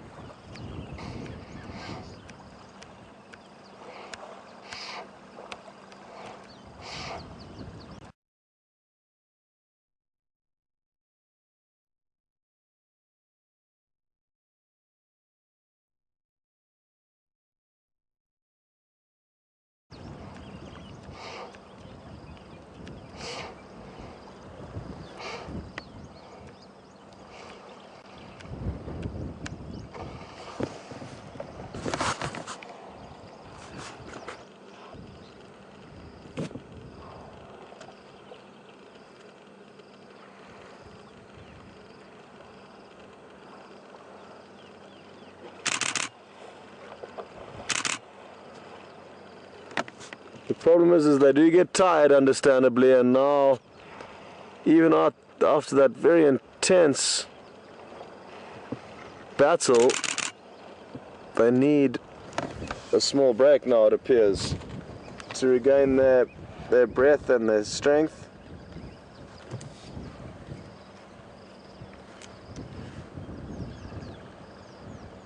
I'm just hoping they aren't going to run into us at any stage, but I'm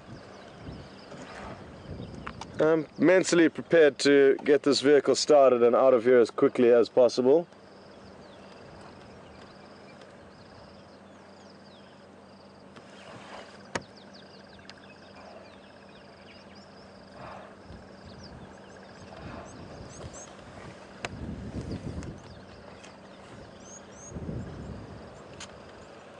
It's always the same individual that is doing the tail flapping of dung.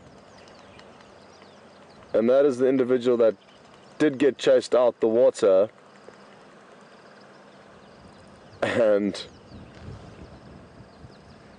doesn't have a notch in its ear. The one with the notch in its ear does appear to be the more dominant, I think, but I am losing focus of what's going on here as they do begin to fight. But I will be able to look back at the photographs and, oh. We have a victor. Maybe not. Yeah, it's hard to tell because now I've noticed that it was the one without the notches in its ears that got the better of the one with the notch in its ear. So they are very evenly matched, these two. Because on one occasion, the individual with the notch in the ear managed to chase the other individual completely out of the water. And now in this case, the individual without the notches in the ear seemed to win that round fairly convincingly.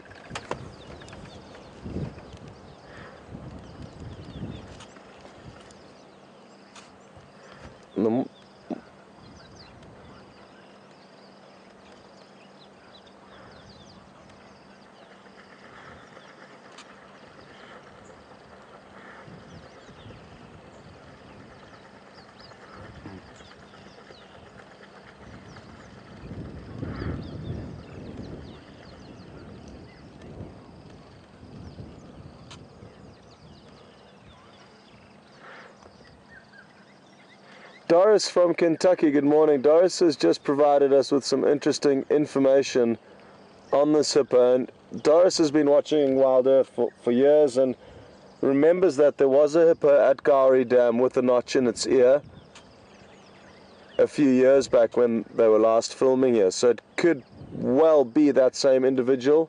Thanks for that, Doris. I will definitely chat with Mark, as Mark was here back then and he may know more about this than myself. Well, he definitely will. So we will ask and maybe try and see in the archives if we can establish if it is the same individual. Because wouldn't that be nice to know that he has been dominant here for the last few years and now is potentially going to lose or regain control of this dam, but it does have competition.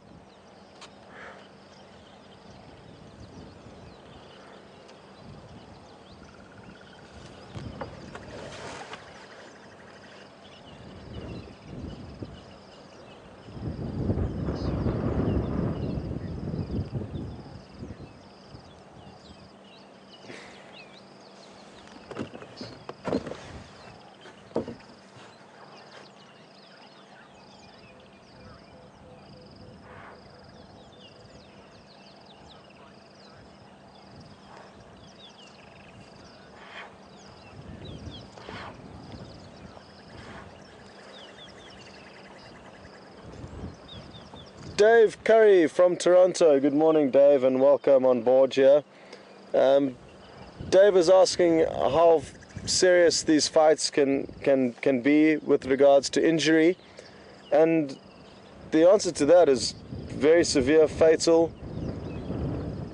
Not in all likelihood immediate death being caused by a fight, but there's a strong chance a loser will limp away with wounds that will, in a very short space of time, cause it to die. They can really cause huge lacerations, deep lacerations on one another's bodies, and these can then become infected and result in death. So they certainly can result in very, very fatal circumstances, these fights. But how this one is going to end, we're not too sure. It's not always that they do end in a fatal nature. And this one certainly doesn't look like it is at that level yet. They've hardly inflicted any damage onto one another, but that could change. That could very well change. And then another part of Dave's question was asking whether flood or drought causes more damage to various animals. And I think that question depends on the extent of the drought, the extent of the flood, and the exact animals that are being spoken about. I'm guessing you are talking about hippos, and floods can cause trouble for hippos. Too much water can wash baby hippos away. But I think drought in general would be more severe to hippos, because without any water they will not manage. Their skin won't cope in the heat of the day of the African sun. So they do need water, and therefore I think a drought would in all likelihood cause more damage to a hippo population than a flood. But yeah, thank you for that question, Dave, and welcome on board. Let's see what happens with these two and what injuries they do sustain over the next few hours as they battle it out. But this could go on for days, not just hours. But we will certainly be showing you as much as possible. And the great news is when myself and Brian stop filming, the zoomies on the waterhole camera will continue monitoring these hippos' interactions throughout the day. So if myself and Brian aren't here, that's not to say that these events won't be captured or able for you to be viewed.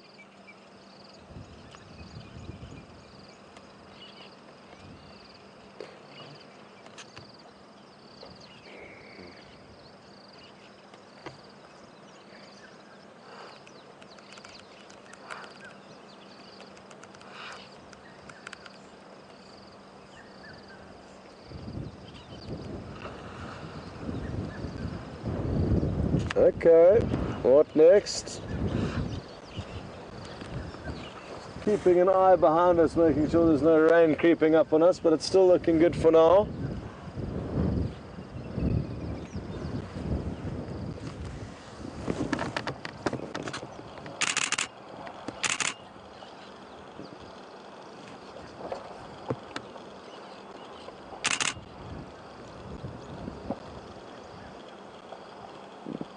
Oof, it's just so brutal that the way they fight. Oh, now they're getting out the water. This is going to be good, folks. This means we can see something very interesting here shortly. Let's watch what happens here. Wow, look at that. Listen to that power. Their teeth rubbing together. There you can see some blood on the two. Not much, but it is there. But this is now where they can really start causing damage to one another. When they're out the water and they've got full strength, you can see a lot of blood dripping down their chins now. But this is kind of what we were expecting, folks, for them to get out of the water.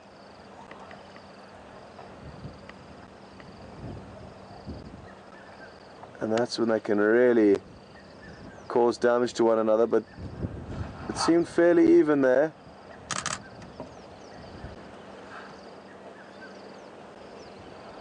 It did seem fairly well matched.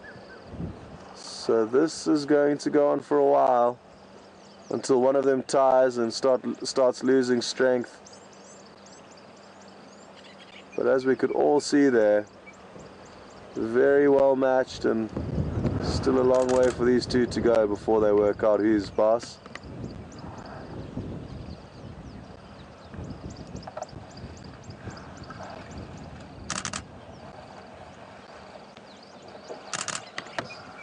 Wow, this is incredible. Certainly the best hippo interaction I've ever seen, or hippo fights I've ever seen.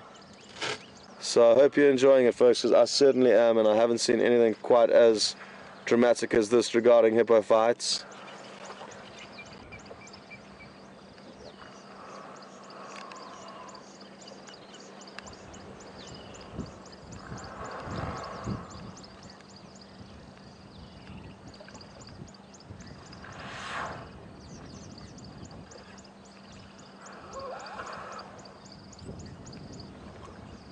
Shame they just are so tired now.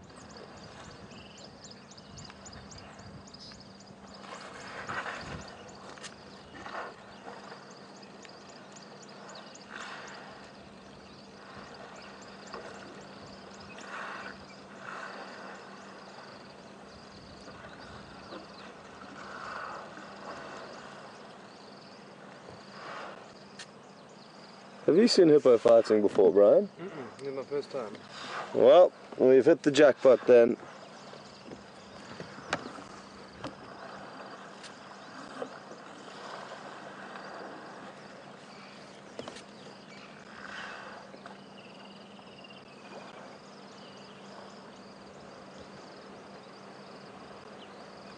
When they get into the depths now, things typically tend to calm down to a degree. However, after their last very intense bout, which was probably the most intense we've seen this morning, we may expect a slight change in their behavior. A cumulative fighting time. The rest of the time they are sizing one another up and regaining strength. But this does seem to be one of their longer rounds.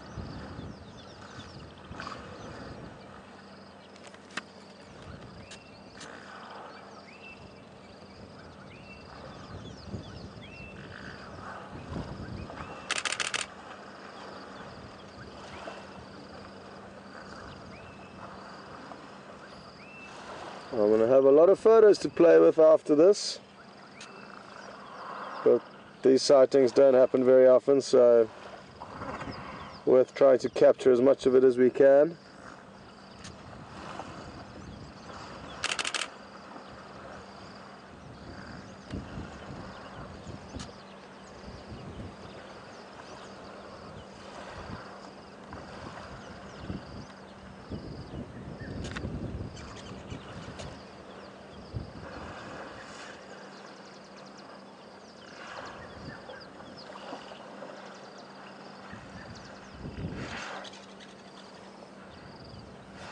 What would be ideal is if they came out of the water quite close to us here,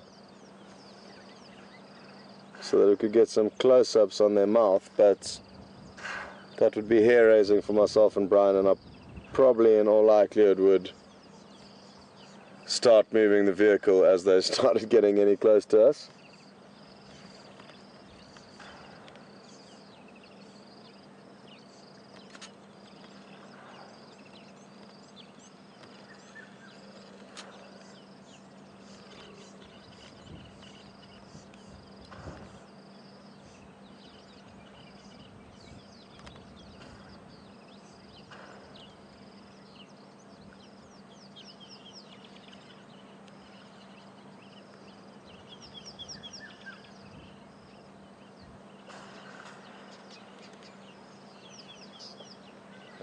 Yeah, it does appear that they are having a small break between rounds again. So we can expect a few more minutes of relative peace and calm.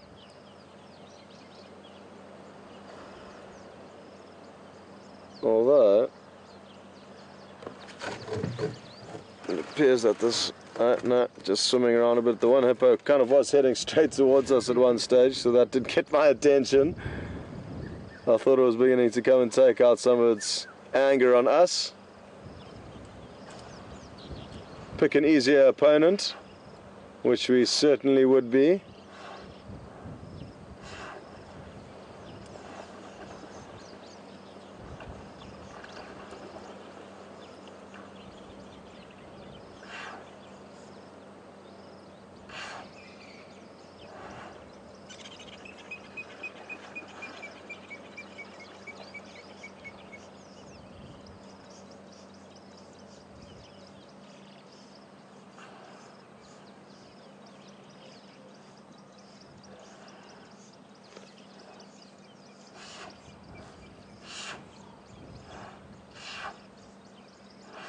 You wonder what those loud huffings and puffings mean to one another.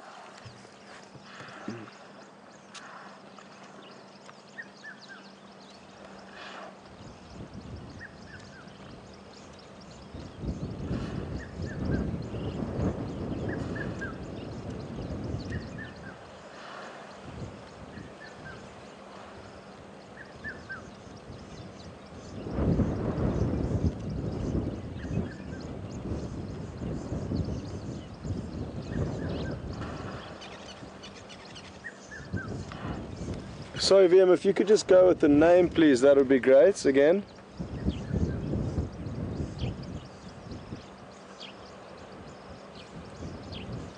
Well folks, somebody from Canada, I think it's Liz from Canada, has... Lynn with an N. Oh, Lynn. Lynn with an N from Canada. Morning Lynn and welcome on board. Thanks very much for the research you've done, Lynn. Lynn has looked back into some old photographs of the hippo that used to live here at Gowrie Dam, and the individual that we can see here now is different to the individual that also had notches in his right ear, but according to Lynn the notches aren't exactly the same, and therefore we can assume that this is a new or different hippo. Not the one that was viewed at this dam a few years ago. So thanks very much for that information.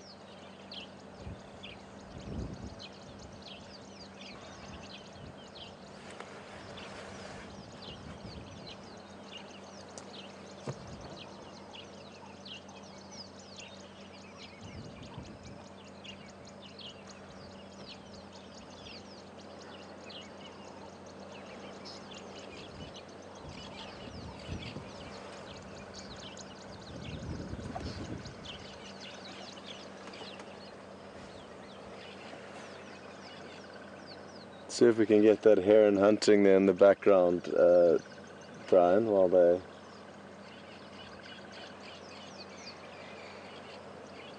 So folks, it's all happening here at WildEarthTV Dam.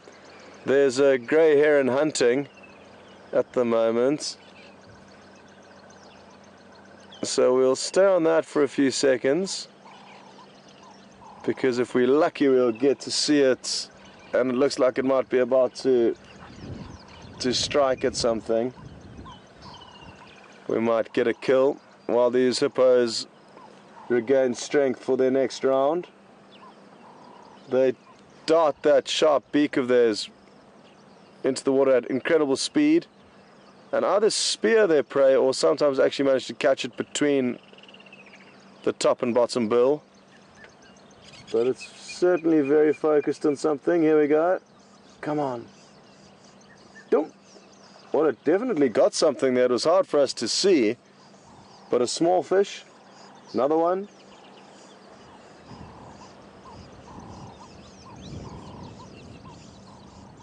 Well, it's picking on some small prey this morning, but we're getting a good idea of how quickly it can use that beak. I'm not sure whether it's tadpoles or small fish. It's always funny watching them when they do catch a big prey item, getting around the tricky deal of trying to swallow something whole through that thin little neck. Can provide some entertaining viewing.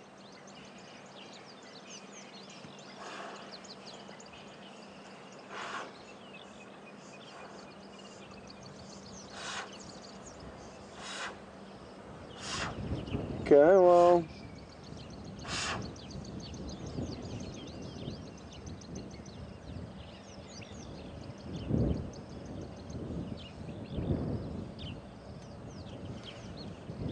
good to see a little bit of hunting this morning, albeit it's a grey heron for little fish that we can't even see. Like I say, the hippo do appear to be having a little bit of a break between fights. As soon as they do increase the intensity, which they tend to.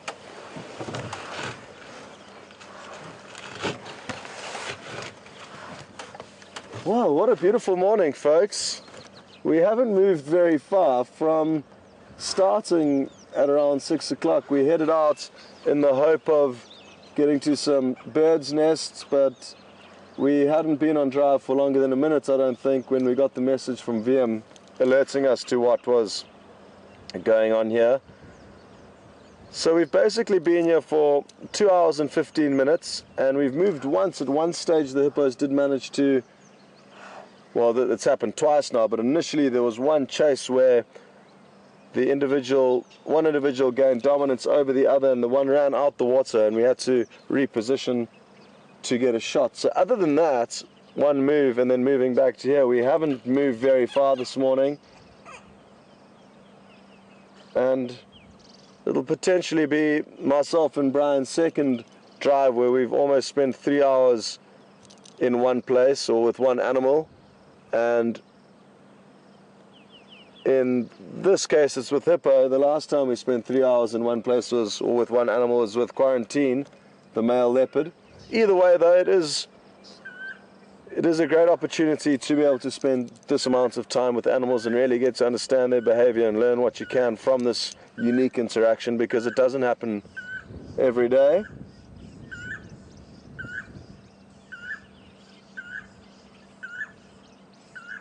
And like I say, folks, as soon as we start thinking, well, things are calming down a bit, they may be slowly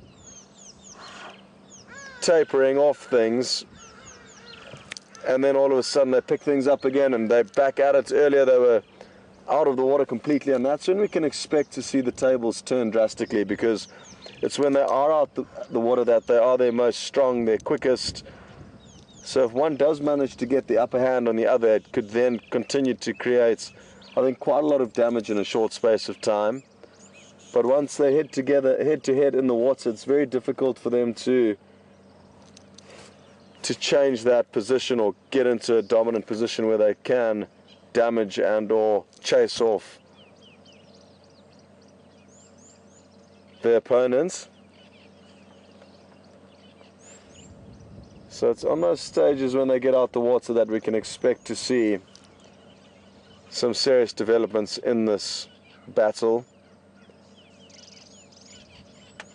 But I think it is going to take quite a lot longer, and They're both to still be simply too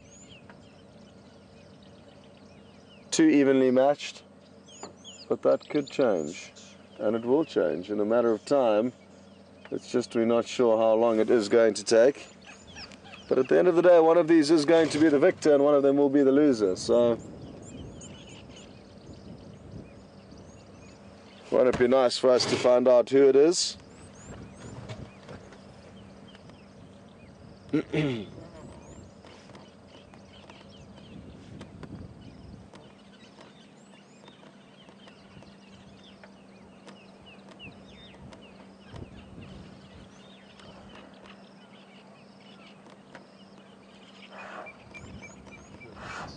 Oh, a bit more huffing and puffing. This could mean the start of another round.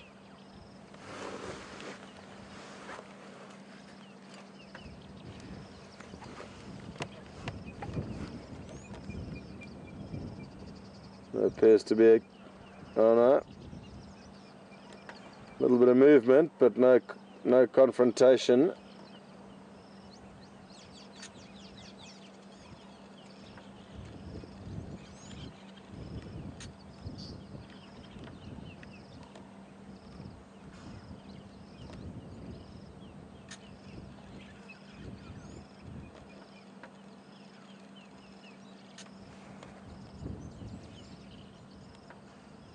The sun is poking through beautiful now in a tiny gap of the clouds. There's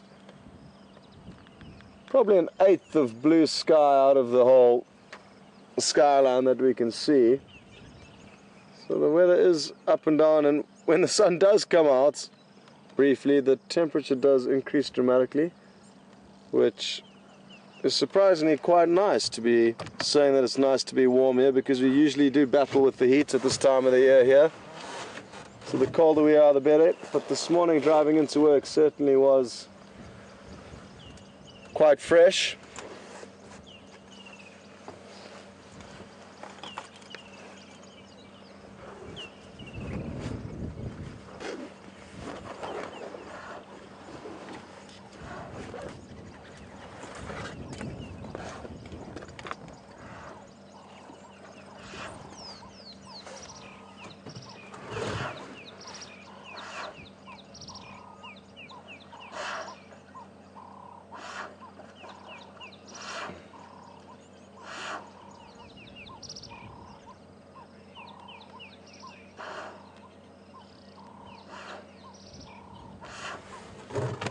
Good morning, Ellen. Ellen's just sent through an email asking whether there are different stages of fights between hippos and different levels of intensity. And Ellen, there certainly are. These two mean business. They're not playing around here. They're not practicing for another day. I think simply what's going on is that because they are very evenly matched at the moment, we're not being shown who is more dominant, but it will get to a point where one of them will gain strength or stamina over the other, and when it does do that, it will do its best to put in some serious attacks and try and injure its opponent as best as it can to ensure that it does gain victory over this dam. This is by no means, in my mind, a play fights or practicing for later years when they're grown up. These are two adult hippos that are simply very well matched, and due to their well matched nature of the fight, there's no evident winner at this stage, but they do in my mind appear to be at the initial stages of a fight, and I think as time goes by it will become more intense. But Ellen, it is a good question and good points. It's hard to tell how much more heated this fight will get. If they're both stubborn and they both don't want to leave, it could result in one being heavily damaged by the other before retreating. Or on the other hand, one could all of a sudden realize that he's picked on the wrong opponents, and it could run off into the bush. So it's hard to tell which way it's going to go. But at the moment we're in the middle of a very interesting situation, and it will be more interesting to follow closely as to what happens next. And that we shall do.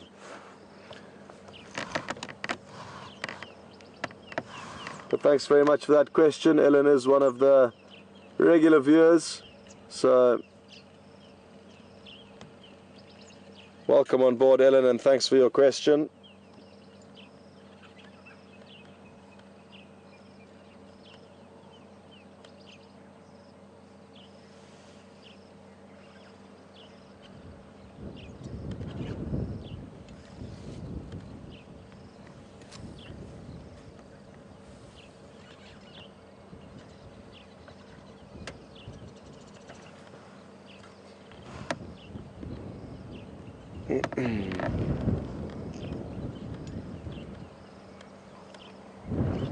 What are you two going to do next?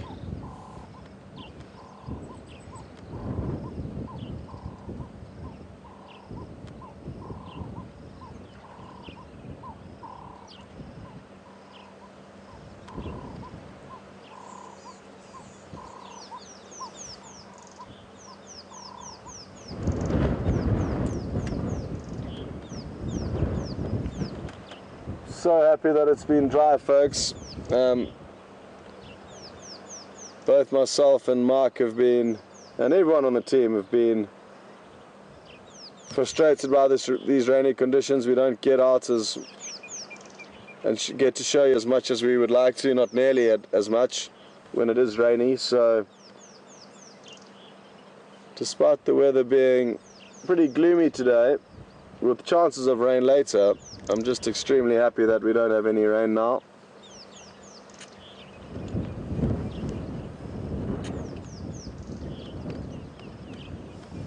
But I do fear that this afternoon it may change. Anyway, we will cross that bridge when we get there. Right now, we've just got to hope that these hippos can make up their mind as to who's the boss in the next half an hour or so. That would be ideal for us. If not, if they could pause on any of their potential fights that they were planning on having until 4 o'clock this afternoon, they could kick it off again after having a few hours break. That would also be nice for us, but it's not going to happen. They will do whatever pleases them. Oh.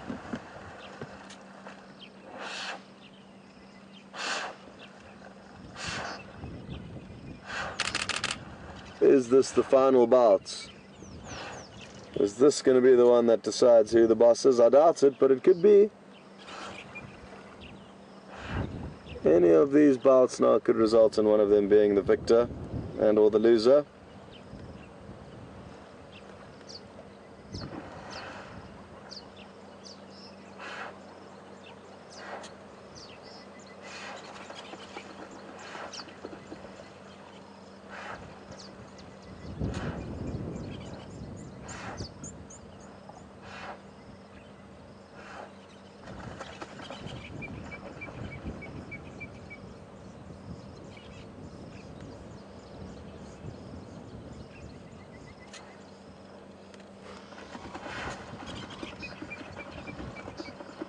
It's so difficult to tell which one's bigger than the other, even when they were out the water.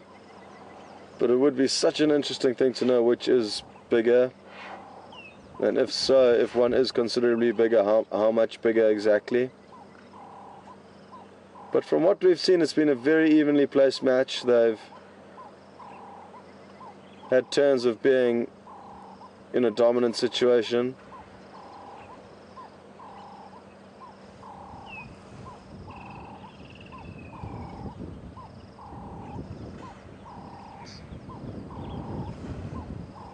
But nothing conclusive for us to make any decisions on.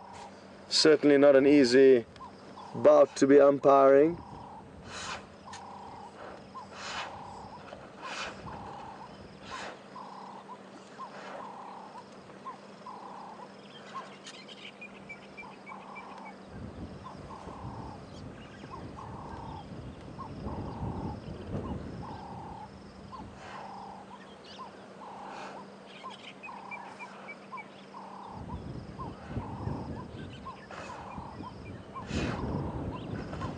Ava from Oklahoma, good morning and welcome on board.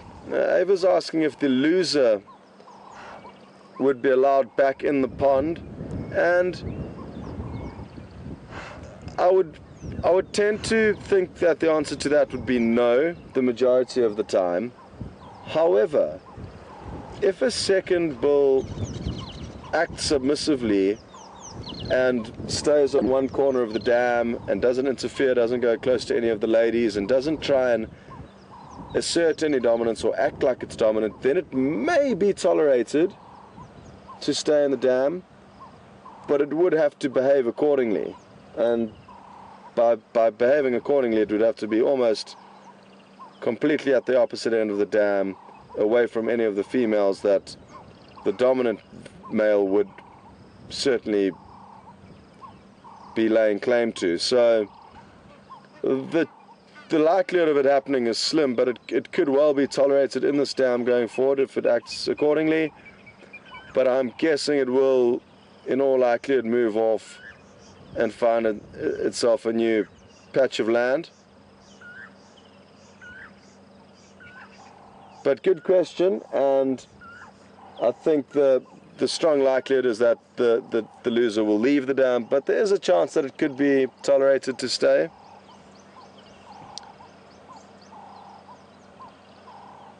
But a lot would have to change in terms of its attitude and behavior relative to what we're seeing now.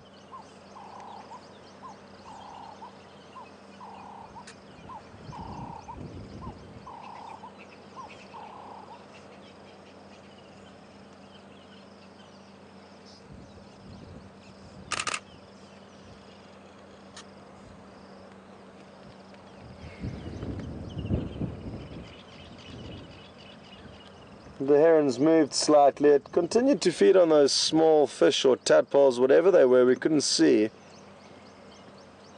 But there it was in deeper water. Now it has seemed to have moved into shallow water, potentially hunting a different kind of prey.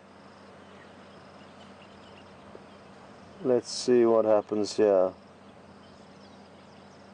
It is intent on something.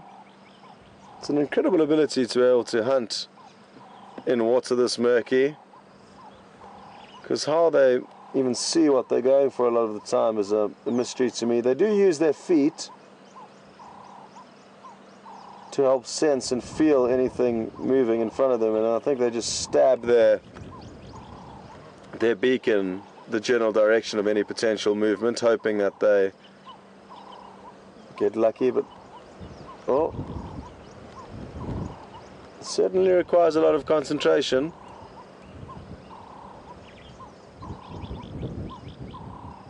And if we're lucky, which we have been this morning, it'll continue to show us the finer skills of a heron hunting. But we needed to try and take on a larger prey item for us. It'll be more entertaining, at least if we've got an idea of what it's feeding on. Let me get my binoculars and see if I can in any way tell.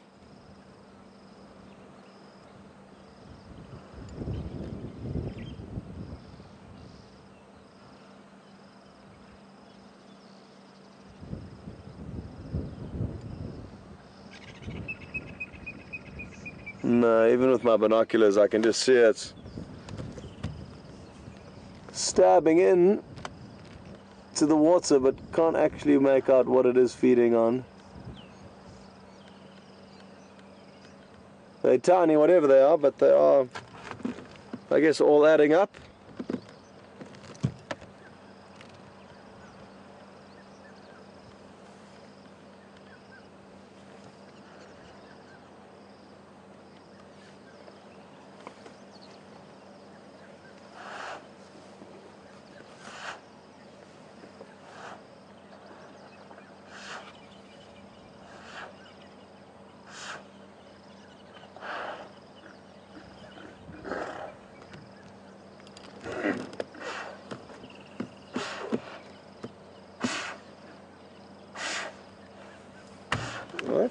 some more huffing and puffing here from the hippos. It seems like they're getting worked up for another round of entertainment for us here.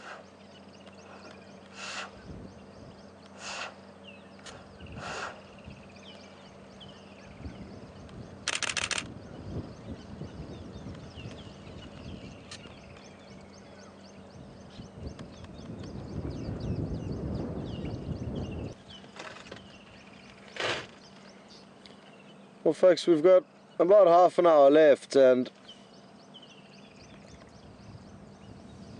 even though for now it appears that things seem to be calming down, we said that earlier and then we're surprised with a very intense battle or two, so we will be here for the next half an hour until we go off air, until this afternoon's adventures. But just to let you guys know that we will be here. So don't expect any great changes unless the hippos, of course, increase the intensity of their fight, which from a viewing perspective I do hope for. I don't necessarily want either one of them to be harmed or either one of them to be the winner, but at the end of the day they are going to need to establish this between one another, a winner and a loser, and whatever it takes for this to happen will be nice for us to see.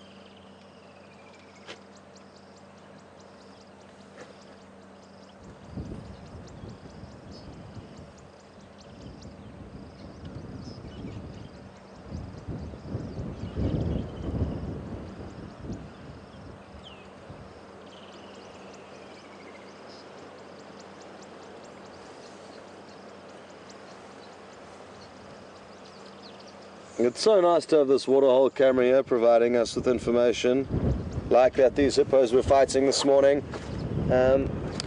Without that kind of information, even now if you were to drive past and stop for a minute or two, we would assume that these individuals are just minding one another's business. So another lesson for us to spend as much time as you can in sightings to actually understand exactly what is going on.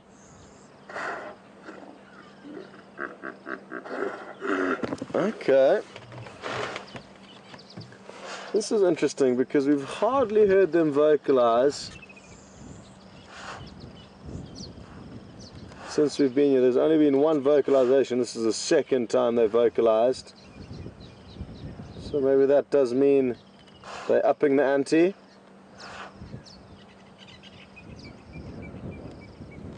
Very interesting vocalization.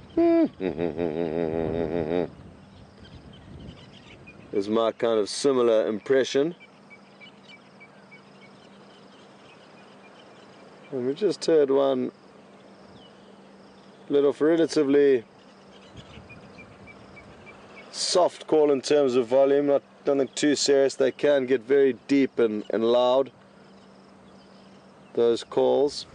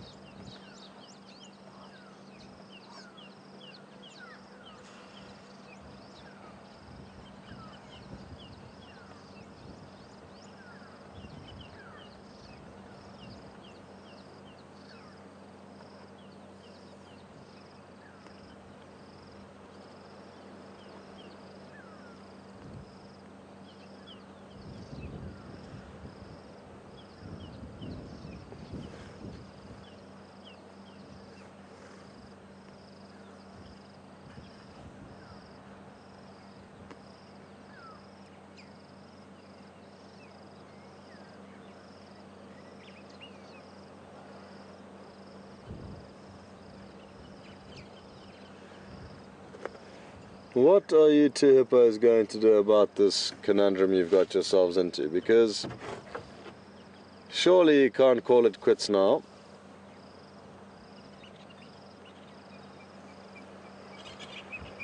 So how exactly are you going to establish who the boss is?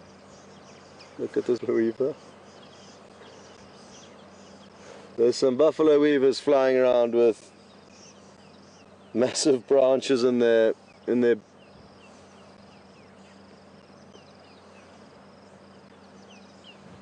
I think it's Dan from Baltimore is asking how deep the dam is, and basically wherever we can see the hippos, Jan from wherever it was that I just mentioned, it slipped my mind, sorry, but Jan or Yan, welcome on board, and Baltimore, and you are interested in knowing how deep the dam is. Now basically, wherever we see the hippos putting their noses up and essentially showing us their heads, we can assume they're standing there, but not vertically. They just would be pushing up off their back legs to get their head out the water, but they don't float, so wherever we do see them, they are standing on the ground. So not deep at all. I'd say the deepest this dam is a meter.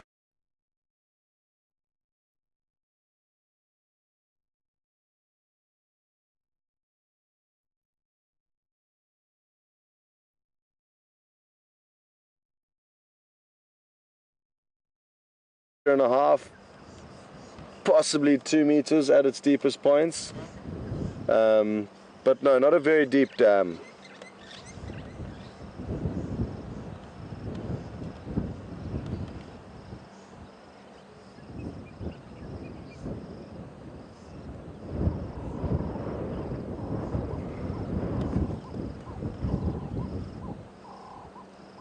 Deborah from Louisiana is asking if hippos act the same way as lions and leopards do, in that if a lion or a leopard, or a cheetah for that fact, comes across a female with cubs that have not been sired by himself, they'll kill those cubs, therefore releasing the obligation of the mother to raise them, allowing her to come into season and raise cubs of the male who is currently there. So with hippo, I'm not entirely sure if that does happen. It could well be that a bull hippo will come in and kill tiny calves that are reliant on their mothers still, and that way release that mother of a responsibility to raise that calf and then allow him to get his blood into the system.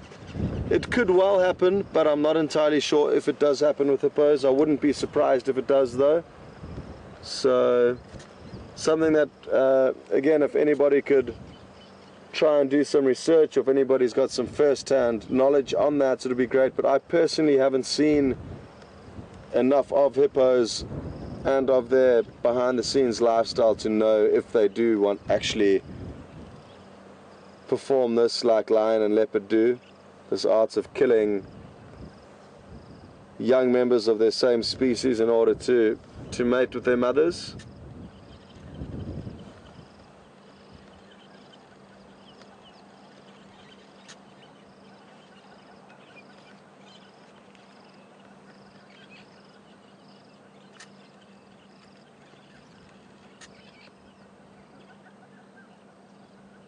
So are we going to have one last showdown here? The clock is ticking, and the intensity, like I say, certainly has lessened, and the breaks that they're having between fights certainly seems to have increased relative to how intense they were earlier on. But that is not to say that we are not still in for some serious action here.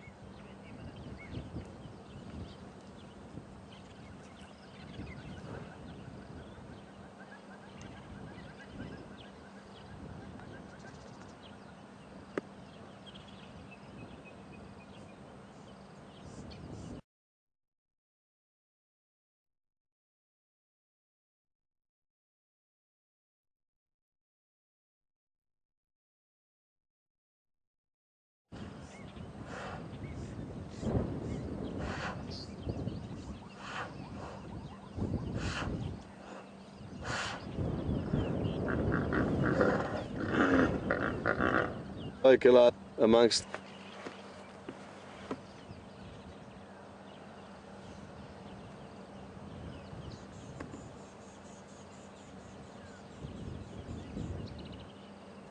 However, despite this little conversation they've had with one another, it hasn't resulted in any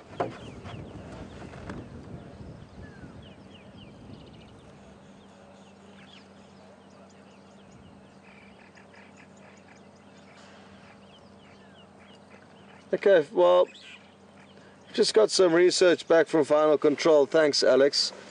Alex said there is research and documentation of hippo bulls killing calves, but it's not necessarily the norm, as it may be associated with lions and leopards and the cats. So, like I said, it doesn't surprise me that it does happen and that it would happen, and it has been documented, but it's not necessarily the norm for hippo bulls to kill young calves. So thank you very much for that, Alex.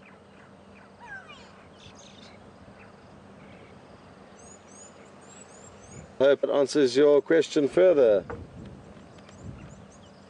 I think that was Jan who asked that question about the hippo bulls.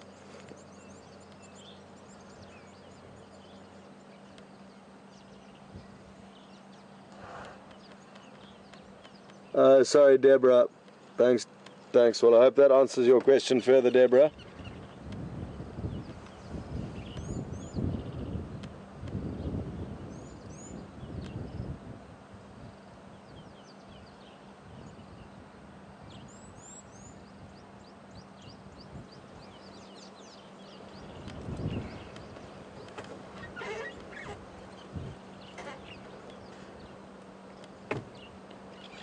I've been permanently checking around behind us for any potential other animals to show you, but it appears that the surroundings are quite quiet of Gari Dam.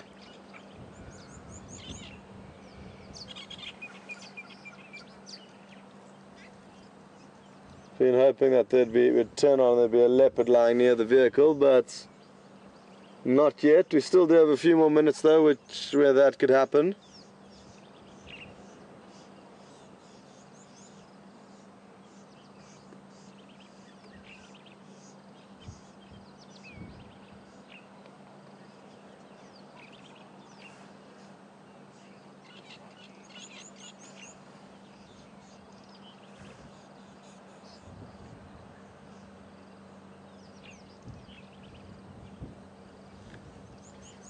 Christian on Twitter asks why hippo are not poached even though they have ivory similar to that of an elephant, and it's a good question. I think it's simply because their ivory isn't as impressive and or big as elephant's ivory,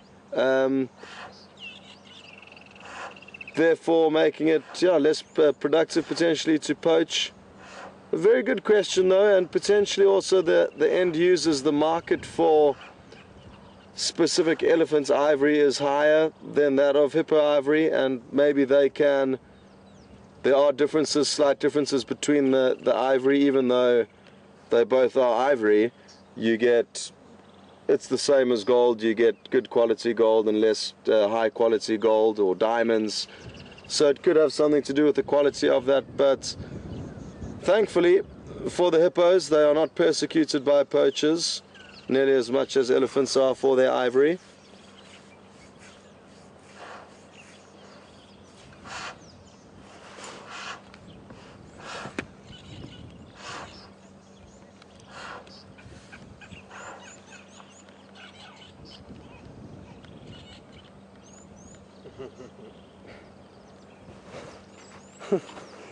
Vian's just sent through a message to us saying that he needs to watch out because whoever's controlling the camera here, the waterhole camera, is giving Brian a run for his money. So just a little bit of banter between the two cameramen, one who's in the director's chair this morning being VM, and one who's out here being Brian. So a friendly friendly competition amongst the team members here.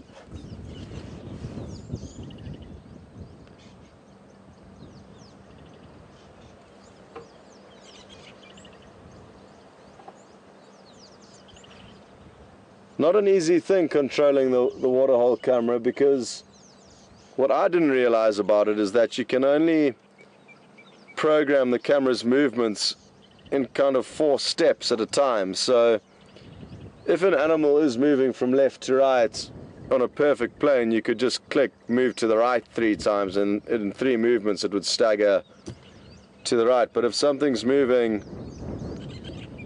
in a strange angle, kind of at a 45-degree angle away from the camera or towards it, you'd have to go down right to get that angle that the animal's moving in. I'm not sure if that made any sense to you, but the bottom line is it's not easy to control that waterhole camera.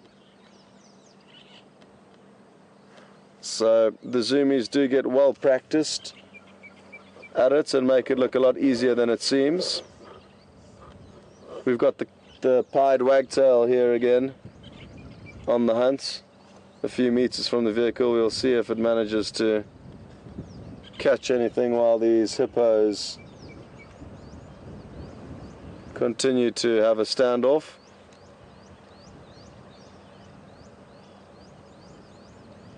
It seems to be wagging its tail a bit better now.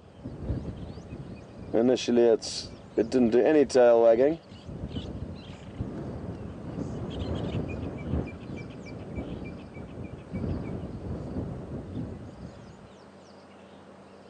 And what we want to hope for is that it sees a nice prey item that it has to run off and chase, run down on foot. Oh, but they are tricky customers for Brian to follow, especially when it darts off like that.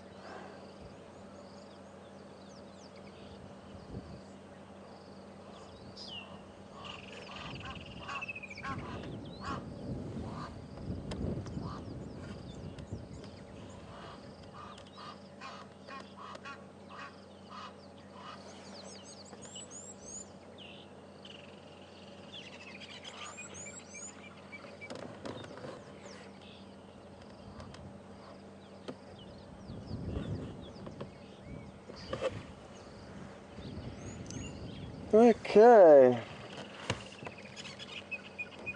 10 more minutes. What is going to be out there for us? Well, it certainly has been an entertaining morning, and it shall continue to be an interesting situation, this, because we haven't got to the bottom of who the boss is of this dam, but there's 2 hippo here that certainly are trying to establish that between themselves.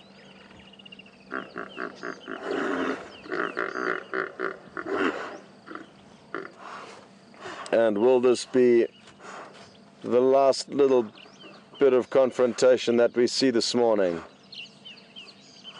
Wouldn't it be incredible if they do manage to establish who the boss is and the one gets chased away while we're still here?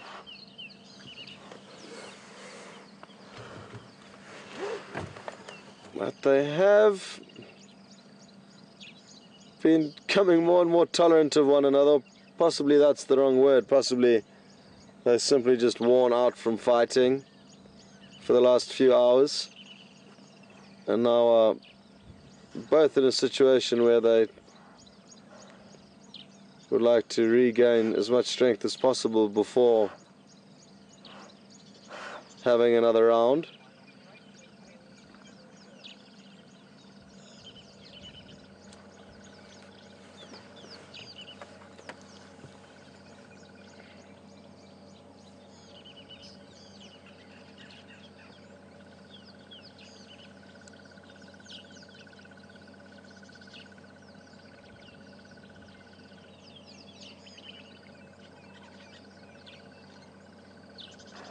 Oh, potentially a bit of action.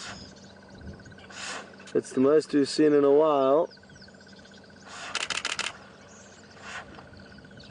But let's see if it escalates to anything worthwhile, or anything substantial rather.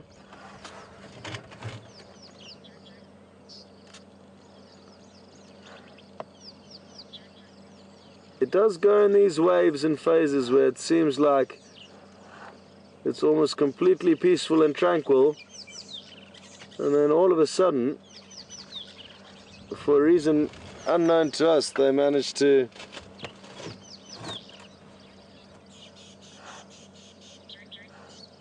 pluck up the energy for another round.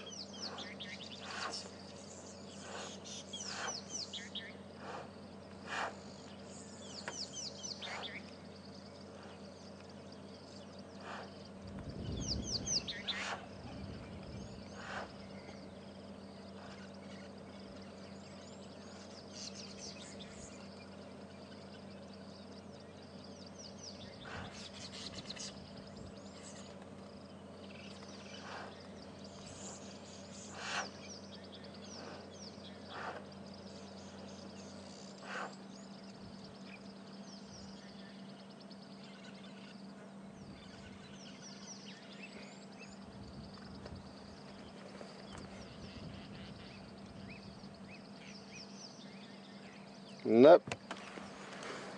Back to a relatively relaxed state, it appears.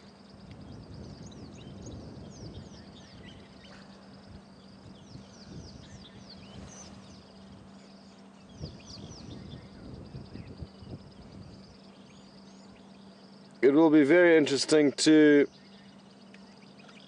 know exactly what's going on, and for any of you who are interested in following closely over the next few hours between drives, it would be worth watching this waterhole camera. It is on the Djuma on the Wild Earth website, the Djuma waterhole cam.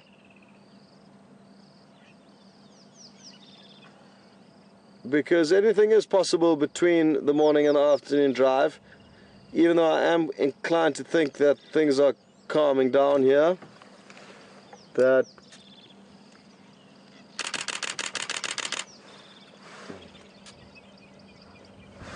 even though that may change it. You can also get that, Brian. Nice, beautiful. We both saw the opportunity at the same time, Brian to capture on video and me to capture with the camera of the heron that we've been watching feed, doing a beautiful flight over the hippos' heads and into this dead tree overhanging the dam.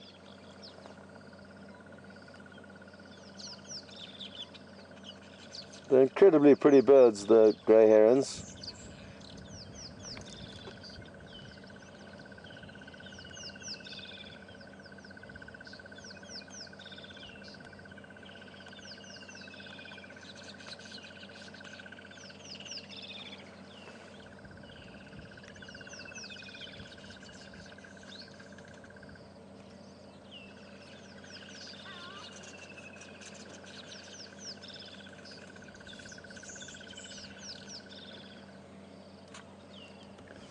Okay, well, everyone seems to be getting comfortable. The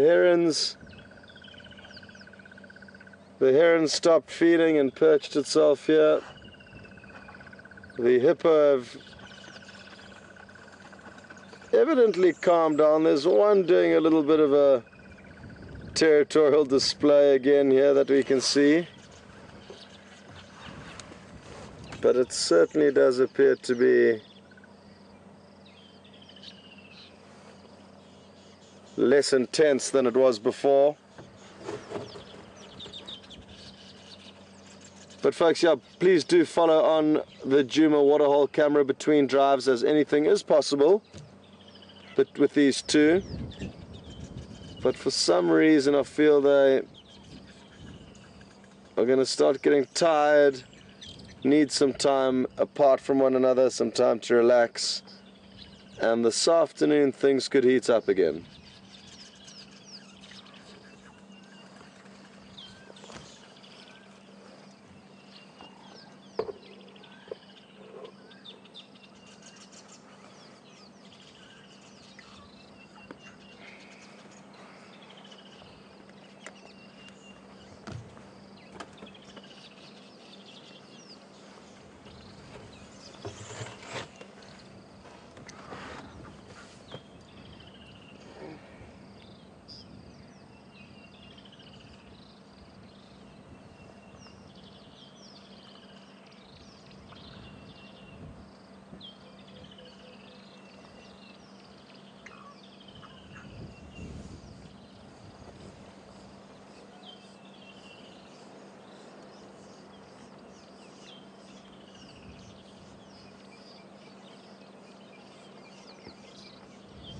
Well, folks, there's just a few minutes to go, so I'd just like to say on behalf of myself and Brian, thank you very, very much for tuning in this morning and for joining us with this interesting hippo interaction that we've been very, very fortunate to see. I must reiterate how lucky we are to have seen the interaction we have between the hippo. In all the years that I've been out here, I haven't seen many hippo fights, and this has certainly been the most intense and the best for viewing. We've got to see them come out the water on 2 different occasions, and that amongst with a little bit of grey heron hunting and the little goslings making it across to the other side of the dam closely. The hippo have been the star of the show this morning, and we'll keep monitoring them closely. Like I say, the waterhole camera will be on them for the course of the day, and by the time the afternoon comes, we will have updates on any further fighting that would have happened here, and then we'll decide whether to come back or leave them alone or go look elsewhere for some other animals. There is a lot of exploring to do, I feel, from myself at least. I haven't been out nearly as much as I would have liked to, so it would be nice to explore Djuma and Arathusa and see what we haven't been, cover some areas where we haven't been for the last few days. But thank you very, very much for joining us. I hope you've enjoyed it. It's been a unique morning, and from myself and Brian, we will be leaving you with these last few minutes of images of Gowrie Dam on the hippo. They have been the stars of the show, so we will finish on them. Until this afternoon, have a good day.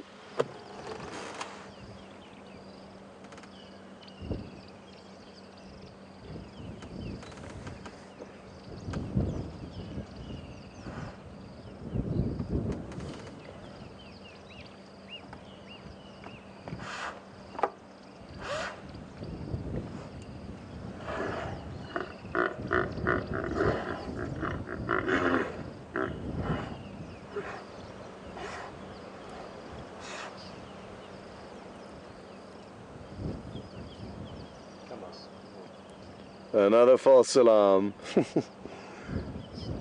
We've got less than a minute, folks, and I thought there'd be a small chance we'd have to continue airing a live battle, but it appears they have calmed down now, and I think it will be this afternoon that provides us with any more action from these guys.